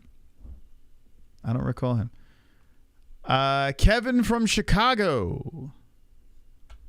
What's up, kiddo? How you doing? Pretty good, man. Let's get right down to business. Cory Sandhagen, this is the deal with that. He's got to prove that he can wrestle. Because when he went in there with the champ, what happened? With Peter Yan? The champ. Oh, Aljo. He got killed. He got choked out in 30 seconds. Mm-hmm. Taken down, choked out in 30 freaking seconds. So that's why the UFC was trying to put him in there with Umar. They want to test him. Can you go out there and not embarrass us again and put up a fight? And that's what he's proven. He's proven he can go out there and wrestle, and he's improved big time. We saw it against Cheeto, saw it against this last fight. His grappling has improved drastically. That's what's shocking about this. Who's the little pothead dude? Sugar Sean. Sean O'Malley. Yeah, that's what's freaking surprised me about him, because he's not tested. He's going to go in there against a dude, a skill set that he hasn't been tested against, and it's a recipe for disaster. It could happen just like it did against Sandhagen. Taken down, choked out in seconds, and UFC is just going to get embarrassed. My mind frame with UFC was going into this was, it's the same thing with going to happen with Merab. So they're just trying to get a bang for their buck. You know what I mean? They know if you put him in there against Merab, he's going to get embarrassed. Put him against Sterling, he's going to get embarrassed. So UFC is stuck in between a rock and a hard place. They got no other options. They're trying to put this bullshit pay-per-view event next month, whenever it is. and it's just going to be a wipeout for Sterling. You know what I mean? Sterling should win, but you know what's funny? I was looking at Sean O'Malley. He's training with that dude, that crazy dude from Arizona. I forgot his name. But you know the dude that came in on short notice and just killed his opponent from AZ? He's from... oh, yeah, McGee. What's his name? The black dude, light-skinned black dude? Yeah, that dude's been grappling with him. Yo, Sean he's getting worked on the ground. So I don't know if he can make up the time, to close the gap with Aljo, just stop a couple of takedowns, but he is seriously training hard on that. Yeah, we'll see. I mean, has he ever fought a wrestler or a dude that likes to go in there and grapple? I don't think he ever has. So we got nothing to base this off of. Yeah, well, in the UFC, I can't even think off the top of my head, what wrestler. No one. Yeah, I can't think of anyone. Chris Mutino? No one really. It's crazy. Yeah. It's crazy. I mean, he's got some work cut out for him with Sterling, Marab. That is a 1-2 punch to handle when you're a little lanky, screech-looking dude. You're gonna get taken down. See what he can do off his back. So you don't like that pay-per-view? You're not a fan of it? No, I think it's gonna be a big disappointment. Mm-hmm. It's just gonna be everyone's gonna be looking forward to the Sugar Sean show, and then he's gonna get taken down and destroyed by the biggest cringe lord in the UFC, Sterling. Yeah, no one wants to see that shit. I think you're right. I think that's gonna happen. Okay. But you know what's funny is Sterling came out and said, that fight was boring. Sandhagen was boring. Sterling, of all people, calling fights boring. I thought that was humorous. Well, I got to be honest with you. Well, now knowing about the arm, the bicep tear, the tricep tear, I forgive him a little bit more. But I got to admit, though, even Alja's been in some boring fights. That Sandhagen fight was literally unwatchable. Like it was bad. He was just holding my man down. Nope. Terrible fight. And then he came out and he had to defend. He's trying to explain himself. Oh, my elbow was injured. And, this is what you can never do that. It never looks good trying to explain yourself why it was. I know I should have been more exciting, but you understand. Terrible. He should have said, I went there, did what I was supposed to do. Blah blah. Whatever. You know, I grew up in Arkansas. I went to the Boys and Girls Club. You know what that is? No. Was it club? It's like it's like the Boys and Girls Club, like a community center thing. Okay. And I had these two Chinese friends named Long and Yang. I shit you not. Okay. Their names were Long Yang. Ain't that funny? That's the story. Yep, their names were Long Yang. Okay. Classic shit. Thanks for sharing that. Anyways, Jake Paul. Yeah. We're along for the ride, ain't we? Yeah, I mean, we're his number one supporter. Listen, I mean, he's moving the needle. I don't think his pay-per-view did very good, but I mean, it's interesting. You can't say he's not interesting. Dude, the people sitting here trying to do this fight a real boxer, they're buying into their marks. They're buying in 100%. They're all riled up. And then he's sitting there saying, I'm going to be a world champion. I want to fight Canelo. You're buying in, man. You're a complete fool. Everyone knows he's not a world-class boxer. Everyone knows that shit. And you're sitting there trying to argue, no, he's not a real... Everyone knows that he's a decent novice boxer putting on gimmick fights that are entertaining. That's all it is. And what I like about it is he had a grit through it. Against a Tyron Woodley fight, he got hit with the big shot. He came back. He showed heart. That's what I like about it. He's not a technician, but you get to have some willpower to get through the fight, have some stamina. That's what I appreciate about it. He's got heart, and he's tough, and he's got that Midwest toughness that not a lot of people got. A lot of people would have folded under them bright lights, getting tired. The stamina, they're just melting, say, call it a day. But he got toughness, and that's what I like about it. I'll leave it to it, though. Nate Diaz, he looked like a sloppy bum out there, like a zombie. You know what I mean? What was that about? Well, when has Nate Diaz not fought like that? But he's supposed to be this boxer. Like, everyone's saying, he trained with Andre Ward, and he like, some of these punches, he was getting the footwork and everything about it was just sloppy. This dude, he put a 1-2 punch and almost knocked out the welterweight champ. That wasn't that long ago. That was not that long ago. this dude couldn't even put a combination together. That was pretty shocking to see, wasn't it? I mean, he put them together, but it didn't look like they were hitting them very hard. They were like pitter-patter. Like, it seemed like Nate was just going to try to keep on hitting them and hitting them and hitting them and hopefully break them down. He caught him with a couple of good uppercuts. And, you know, like, there were shots that definitely connected. But then you look at Jake's face afterwards, it's like, you know, he's not knocking people out with 4-ounce gloves. How the fuck is he going to knock anyone out with boxing gloves on? Like, it's not happening. You know, it's definitely not happening, especially against someone that actually knows what they're doing. And Jake seems like at this stage of the game knows enough, you know? You know what it is? The dude's huge, and he always fighting dudes that are smaller than him. And I think that plays a big factor. Size matters. But there was only an inch difference. You know? I mean, Jake is big and muscular. Yeah, but they came in on the same dude's weight. Thick height don't mean shit. It's about the weight. It's about the bone density. Yeah. Nate Diaz is a little... He's freaking skinny fat. He's got no muscle. He's fucking skinny as shit and flabby. Jake's a fucking big, bulky looking dude with looks like a running back out there. I'm surprised. And he's fighting these other dudes. But here's the thing, why didn't Nate? I don't like how serious did Nate really take this? Because he did come in there all frumpy looking. Like, he's never been jacked, but we've seen him in the UFC, and there have been some certain fights where he actually was in great shape.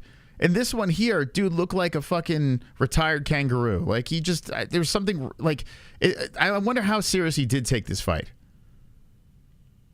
Yeah, he's on the tail. I mean, there's a reason Jake gets these fights on the tail end of their career where they've been through the grind. They're done, man. They're over that shit. They went through that grind, that hard work. Now it's time to the reward. It's about that reward. You know, reward at the end of the tunnel. I think that's what it's about. And someone have the desire to go through a hard ass training camp like that. That's what I think it is. You know, the thing too is he has his one blemish was against Tommy Fury. Tommy Fury's a bigger guy. Tommy Fury's a big fucking meathead dude, and he won by a split decision, right? So if you think about, and Tommy Fury is technically the real boxer. He's related to the Fury family. He's this, he's that. And Tommy won by a split decision. Although I think that Tommy convincingly won that fight. But still, they went the distance, split decision win.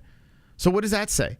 You know, like, I mean, Jake Paul is a solid athlete, man. And he fought a guy, like, you can't say, oh, fight a guy your size. He did fight a quote-unquote real boxer and went a split decision with the dude. So he clearly can compete. And fighting these, like, Anderson Silva's a big dude, man. You know, that's a big, strong dude. I understand he's older, but still, Anderson, he can fucking box, man. It's not like Anderson can't. So, you know, fighting smaller guys and this and that, yeah, okay, I get it. But still, these are guys that are legit fighters. Like, these guys, you know, are, like I said, early on the resume of some of these other boxers. They're not fighting guys this skilled. They're not. Yeah, I mean, I think everyone could agree that he's got skills. He's not a bad boxer. It's just we can always nitpick certain things. Like Anderson Silva, how old is he? 44 years old. Nate Diaz, he was older, 37, something like that, and he was smaller. Tyron Woodley, all these losses in a row. It's they're not exactly cream of the crop in their prime. Same size. I mean, I feel like Tommy Fury was the only one that was in his prime. He's got boxing skills. He got the amateur pedigree. And what happened? That was the most competitive fight, and he lost. But at the same time, that's where it should be. He's that famous. He should be fighting guys like that, where they can bring a draw. And I see no problem with it. Gimmick fights that he's supposed to win and prove himself, show heart. It's not like he's walking over these dudes. Against his Tyron Woodley fight, he got cracked. That was a competitive fight. So I see no problem with it. People getting worked up. Oh, he's a fight a real boxer. He doesn't got to do shit, man. No. He's making millions doing what the fuck he's doing. He is what he is. Jake Paul is what he is. He's a boxer. He's not the greatest in the world. He's 26 years old. He's a little ahead of schedule. That's what he is. Like, and he's fighting. He's having mega fights with people. Only a couple of professional fights in. Like, he's 7-1 now. Like, and he's having big fights. Like, he's fighting like a UFC fighter, right? A UFC fighter is 7-1. They start having these big fights. But even 7-1 UFC fighters aren't headlining pay-per-views. You know what I'm saying? Like none of them are even doing that. So people discrediting like Jake and saying, "Oh, fight a real boxer, fight this." Dude, he's 7-1.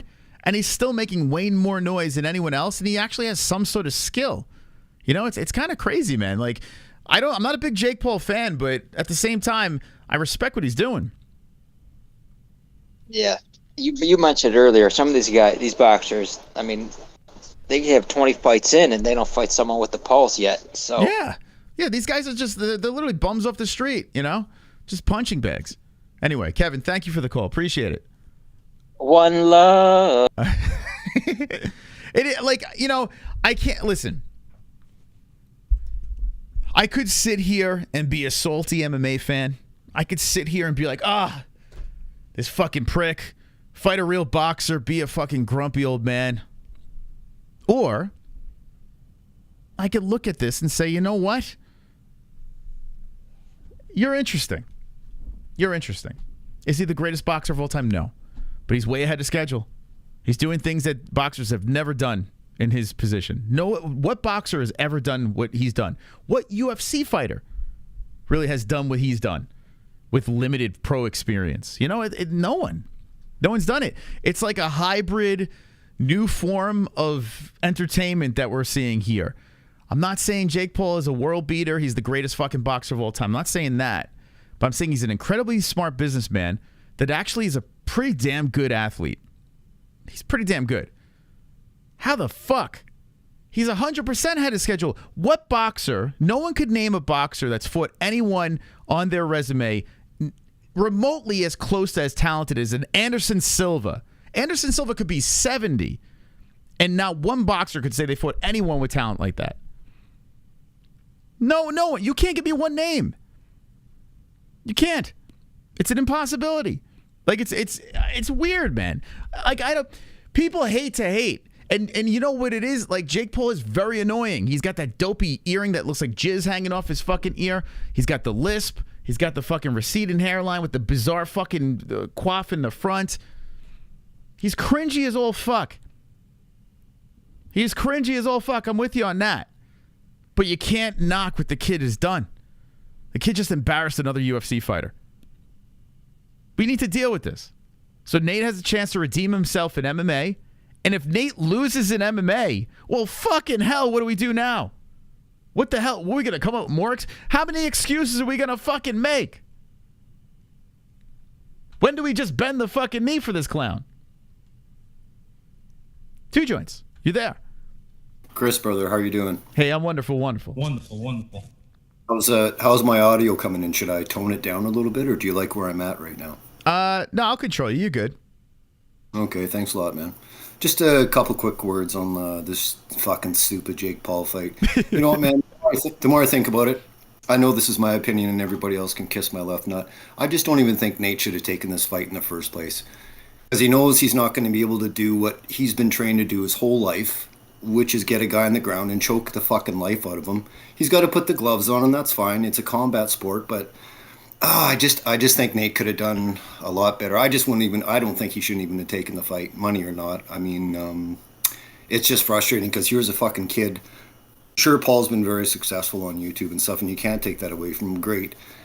But I think at this stage of the game, just being cherry-picking these fights, putting himself into these positions where he doesn't really have to battle. He doesn't have to go through 5 years of some underlying boxing champ. You know what I mean, Moss? He's just been put to the front of the line and fighting these guys that honestly haven't been boxers for 20 or 30 years. That's the difference.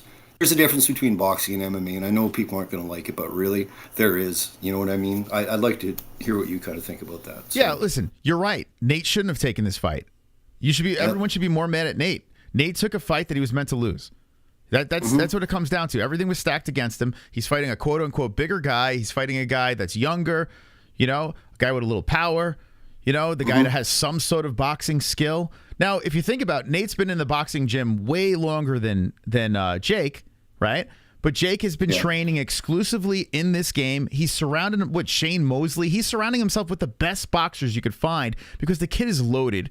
You know, this kid is taking this very, very serious, and he's handpicking these UFC legends that are long in the tooth, and he's beating the fuck out of them. Nate signed on the dotted line for an ass whooping. And you just said the perfect words. He's handpicking these fights. If he's some fucking guy that wants to start out in the professional ranks, He's put in a position where all these fights are brought to him. He doesn't have the choice, blah, blah, blah. I know that'll never happen, Moss, because he's a millionaire. So I'm just going to have to live with it. But I would guarantee you he wouldn't last 30 seconds on the fucking ice. If he wants to switch sports, get on the ice with the Rangers' biggest pussy, and that fucking guy from the Rangers will smash his face. I swear to God. Karen Panarin would fucking KO that son of a bitch. You know, it's funny. We're going to lose in MMA, and then we're going to have to pull him over. We're going to have to pull him over to hockey. Hold on a second. Around. Canelo fought Mayweather when he was 23 and Floyd made the fight a catchweight lol and got paid very good. There we go. Yo, think about that fight right there. Yeah. Canelo and Mayweather. If that would have happened when Canelo was more in his prime, Mayweather would have got fucked up. But he fought Canelo at 23 years old. Thank you, Hearns. Canelo's a beast. But just a few quick, one or two quick things and I'll go, Moss. I just hope Logan's feeling a little better. You did say he was having a little bit of colic or something like that. And, you know, it just kind of bummed me out. So I hope my nephew's doing a lot better because he's a star of the show now. He's on one of the best donos, the most played, I bet, in the last little while. So I just hope he's doing okay kind of thing. So he's doing wonderful. Thank you for asking. Appreciate it. Okay. All right, Moss, and just on the closing note, let's go Blue Jays. We're 6.5 back of a wild card position, and we're going to the top. Well, I'm gonna have to become a Blue Jays fan because my team's not gonna go anywhere. So let's go Blue Jays. Okay. Good talk, Moss. Bye-bye. All right, that's 2 joints. And let me just say something else.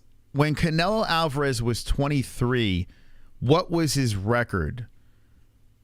When he was 23, I'm sure he wasn't starting and then fighting Floyd Mayweather.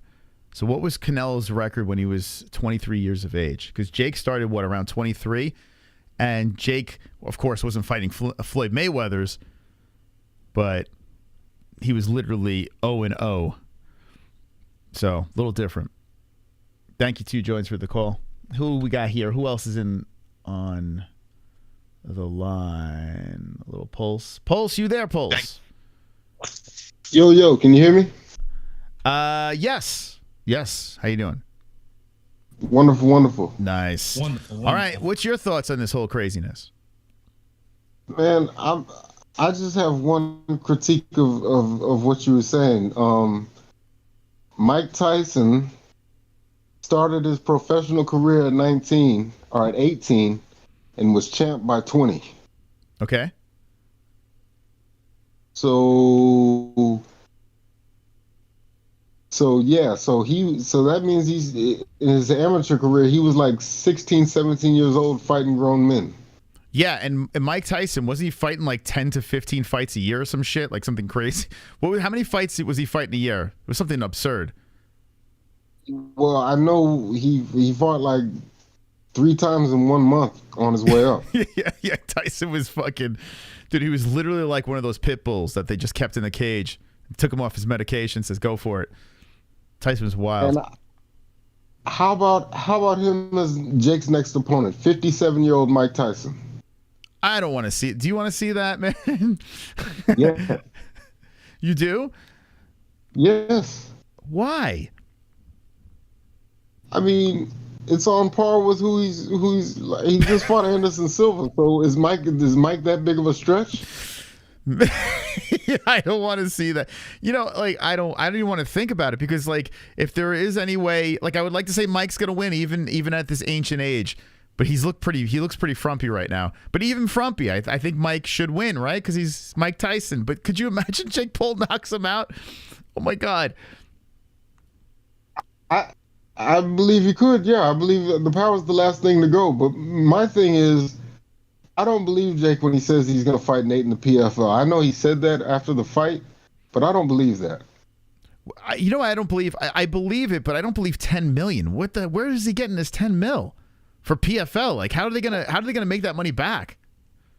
Well, that part doesn't shock me. PFL's been making it rain. They gave Ngannou, they backed up the Brinks truck for him. Well, that's what I'm saying. They paid Ngannou a boatload of money. You know, it looks like they might buy Bellator, and then they're gonna spend like where's this endless supply? And they're losing the ESPN deal, so it's like where's all this money coming from? This is craziness. It is because like have they even had a pay-per-view yet? They did PFL, but I don't think they did very well. And I don't think this pay-per-view against Nate did very well. I honestly think it did terrible. You know? Yeah. They're not going to make that money Yeah, back. I'm not. I think they got some like celebrity backing. I think Kevin Hart and some other famous people are backing them.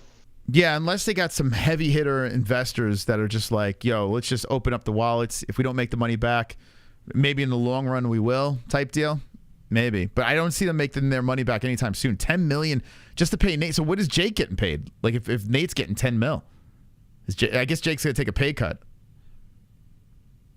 That's why, see, the numbers don't make sense. That's why I don't believe this is going to happen. Yeah, it is weird. The pay thing is what baffles me, but I would not be surprised if the fight happens in PFL. I do think that will happen because Jake signed with them already. So Jake wants to bring value to the PFL. If he could drag Nate over into the PFL, dude, that's a massive pull because Nate definitely brings eyes for sure. But the only problem is he doesn't sell pay-per-view. So he used to, but in this day and age, it's so easy to get a pay-per-view. If you want to see the fight, you just you do your thing, you know? Like, how are they going to pay for this shit? I don't know. That's a good point. I don't know. Hold on a second, Pulse. Kainoto brings a good point. In an Arab land. Now, yeah. Oh, yeah. They can go to Saudi Arabia. Them dudes are paying for everything over there. There you go. That's it. That's exactly. Yeah, Jake's already fought. He fought Tommy Fury over there. There you go. Saudis. Yep. Good call, Kainoto. That's it. There it is. Boom. It's solved. Problem solved. Yeah, Abu Dhabi or some shit. Problem solved. Yeah. That's exactly the plan. Yeah, no, I'm not mad at what he's doing. He is the top celebrity boxer in the game, and he is bringing eyes to the sport. So I'm not mad at the kid, but I don't know where he's gonna go from here because, like, honestly, I said it before. You know, Woodley was a UFC champ. Spider was a UFC champion. So fighting Nate Diaz, that's not even a lateral move. That's a step back. And it's like, after fighting him, who are you gonna fight? He's probably gonna call out James Vick or somebody. You're right though. But Nate Diaz, think about it this way, right? Nate Diaz was his tune-up fight. Like, he came off the loss against Tommy Fury. He beat MMA legends that were champions. He loses to Tommy Fury, and then he's like, "Hey, I need a tune-up fight. Let me fuck up Nate Diaz." Suck on that, Nate Diaz fans. He was literally Jake Paul's tune-up.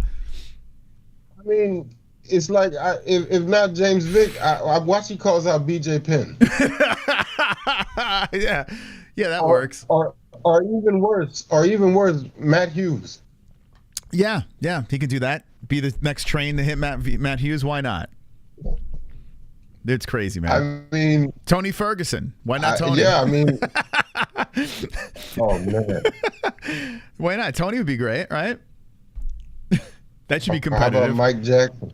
Yeah. Get all of them. Put them all in there. Yeah, it's true though. Nate Diaz was fucking Jake Paul's tune-up fight. That. Jesus Christ, bro. Nate, please beat him in MMA, please. Who do you think wins MMA fight, Jake and Nate, if it does happen? Oh, come on, man. With the ability to go to the ground, there's no way Nate loses that. Come on. Okay, so you're positive. Yes. Okay. Like Magic Johnson. No. Oh, one more thing before I go. One more thing before I go. Okay. I just gotta say it. That second Woodley fight, that KO has been debunked many, many times. Look it up. That thing was as fake as the moon landing. Man, I don't want to go down that road, but I did entertain it when it happened. When they had the side-by-side with Creed. Like, it did. I mean, listen. If you want to put on your tinfoil hats with that, it's very possible. It's not impossible. But I don't think that. Honestly, I'm going to go with it being real. Who the fuck knows? Quickly, I'm just going to say I have definitive proof, and I'm going to post it in the Discord. So anybody who's in here, that you can watch it at your leisure. Okay. Thank you, Pulse. Thank you. Later. All right. This Pulse coming in. Reloading. Okay. Got some donations coming in here. Thank you, guys. Appreciate the support. Wonderful. We got Sanosi dropping a deuce. You have been granted more belt picks in merch. I have been granted more belt picks in merch. More belt picks in merch. Explain what you're saying. I've been granted more belt picks. I'm not quite sure what you're saying. Thank you, Sonosi. Thank you. Wonderful, wonderful. Hearns. Canelo went pro at age 15 2005 by 23 God. Before Mayweather. He beat Shane Mosley. Austin Trout, who was undefeated, had enrolled. There's a reason Al Heyman paying him $100 million at 33 for 3 fights now. Gotcha. Okay. And thank you, Hearns.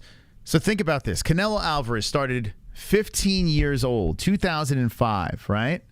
So 15 to 23, then he fights Mayweather. So Canelo was a pretty solid fighter at the time. I still think when Canelo really hit his stride a couple years later.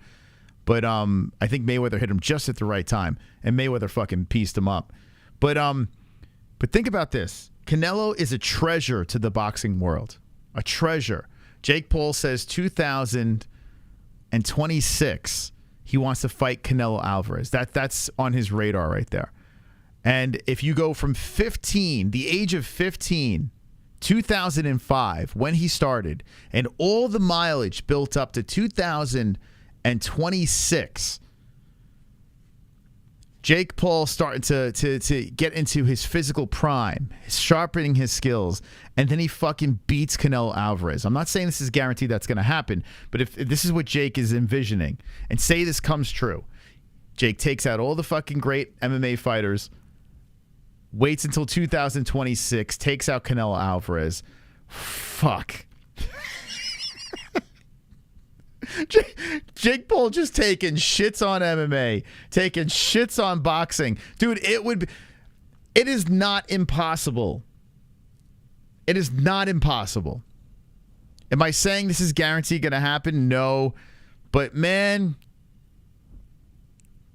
we're going to have a lot of people crying if Jake Paul pulls that off. It's crazy to fucking think about. It's so crazy to think about. What's going on here? Sausage. Sausage, you there? It's wild. It's wild to wrap your head around that shit. This kid is going to be trolling both sports, boxing, and he's already trolling boxing with being more interesting than a lot of these big boxing events now. But with the UFC, I mean, he's taken out legends. He's taken out legends, and now his main goal is to start off with the UFC legends and finish off with the boxing legends. Like, bro, what the fuck? Sausage, you there? Fuck Jake Paul and his hairline. Yeah, he can't win that battle. He can't win that one. Oh, we lost him.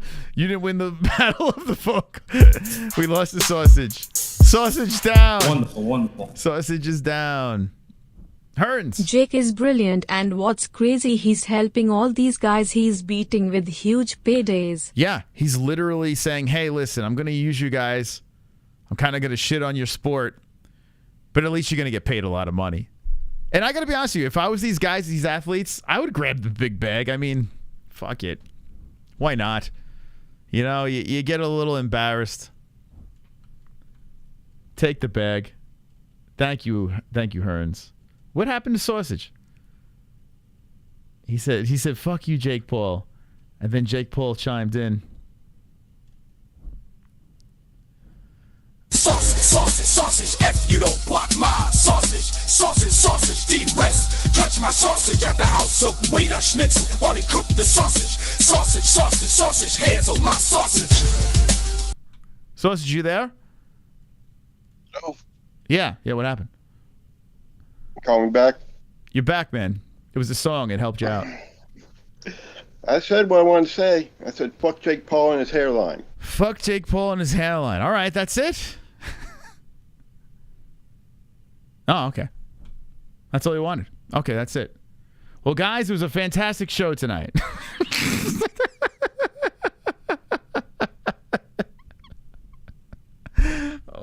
God. If you're watching the replay or if you have more to say about this situation, comment section is how you get in contact with us, okay? Hit us up in the comment section. What do you think is next for Jake Paul? What do you think about him defeating Nate Diaz? Do you think he's going to achieve those dreams of 2026, taking out Canelo Alvarez, being an undisputed champion or whatever the hell he wants to do? Do you think Nate Diaz will beat him in MMA?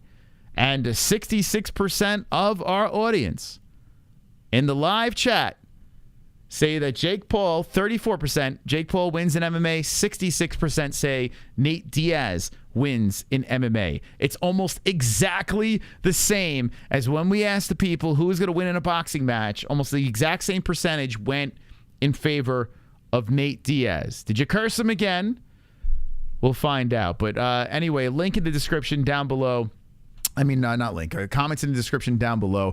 If you're going to hang out with us tomorrow for the Contender Series, check out the link in the live chat. Hit it now. Go in the live chat. Click that link. Go on over to Millions. We're doing a watch party over there. And I'm inviting each and every one of you over to the watch party. Once you're signed up, it's going to be like a whole new chat. It's free. It's going to be fresh.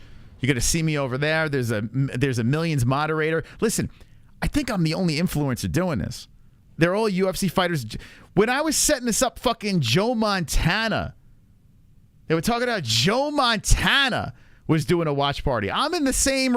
Yo, I'm a freaking celebrity, baby. Come hang with the celebrity on Millions. Click the link in the live chat. Hang with us over there. And if you, I don't know, if you're too retarded and you can't figure it out, we'll be live on YouTube as well. So don't worry about that. But Millions, come on over to Millions. Hang out over there. And we'll be multi-streaming on platforms. I want to see you guys in that Millions chat. I need you guys to roll on over there so you can make us look good, you know? And Millions would be like, okay, now I know why we're paying you guys. So come on over. All right, thank you. That's pretty much it. That's all I got. Or give me your thoughts on Sandhagen, whatever the fuck, in the comment section down below. And hold on a second. Got something for you. Got a little something for you. Here, I'll play a different one over here. Shout out to D-Rest, man. You're the man. Thank you guys for the donations, the likes. Hit the like button if you haven't done so. And don't be an a-hole. Be an MMA-Hole.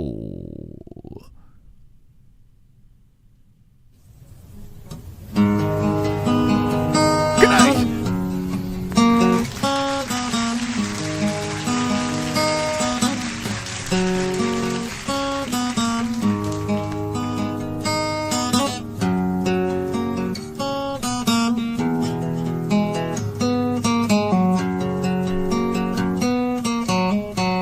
They came for violence. There'll be no silence. A roar to cheer them all until the night turns to dawn. It's all for violence, the only thing that makes sense.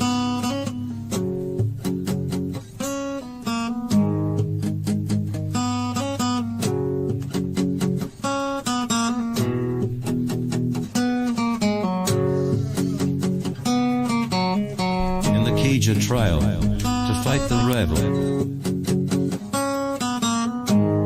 There will be violence, they are all nihilists.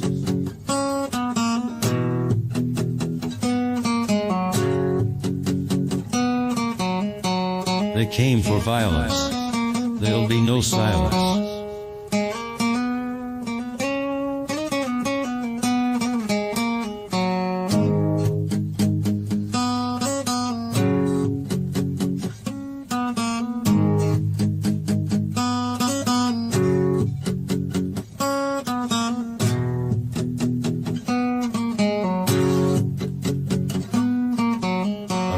Cheer them all until the night turns to dawn.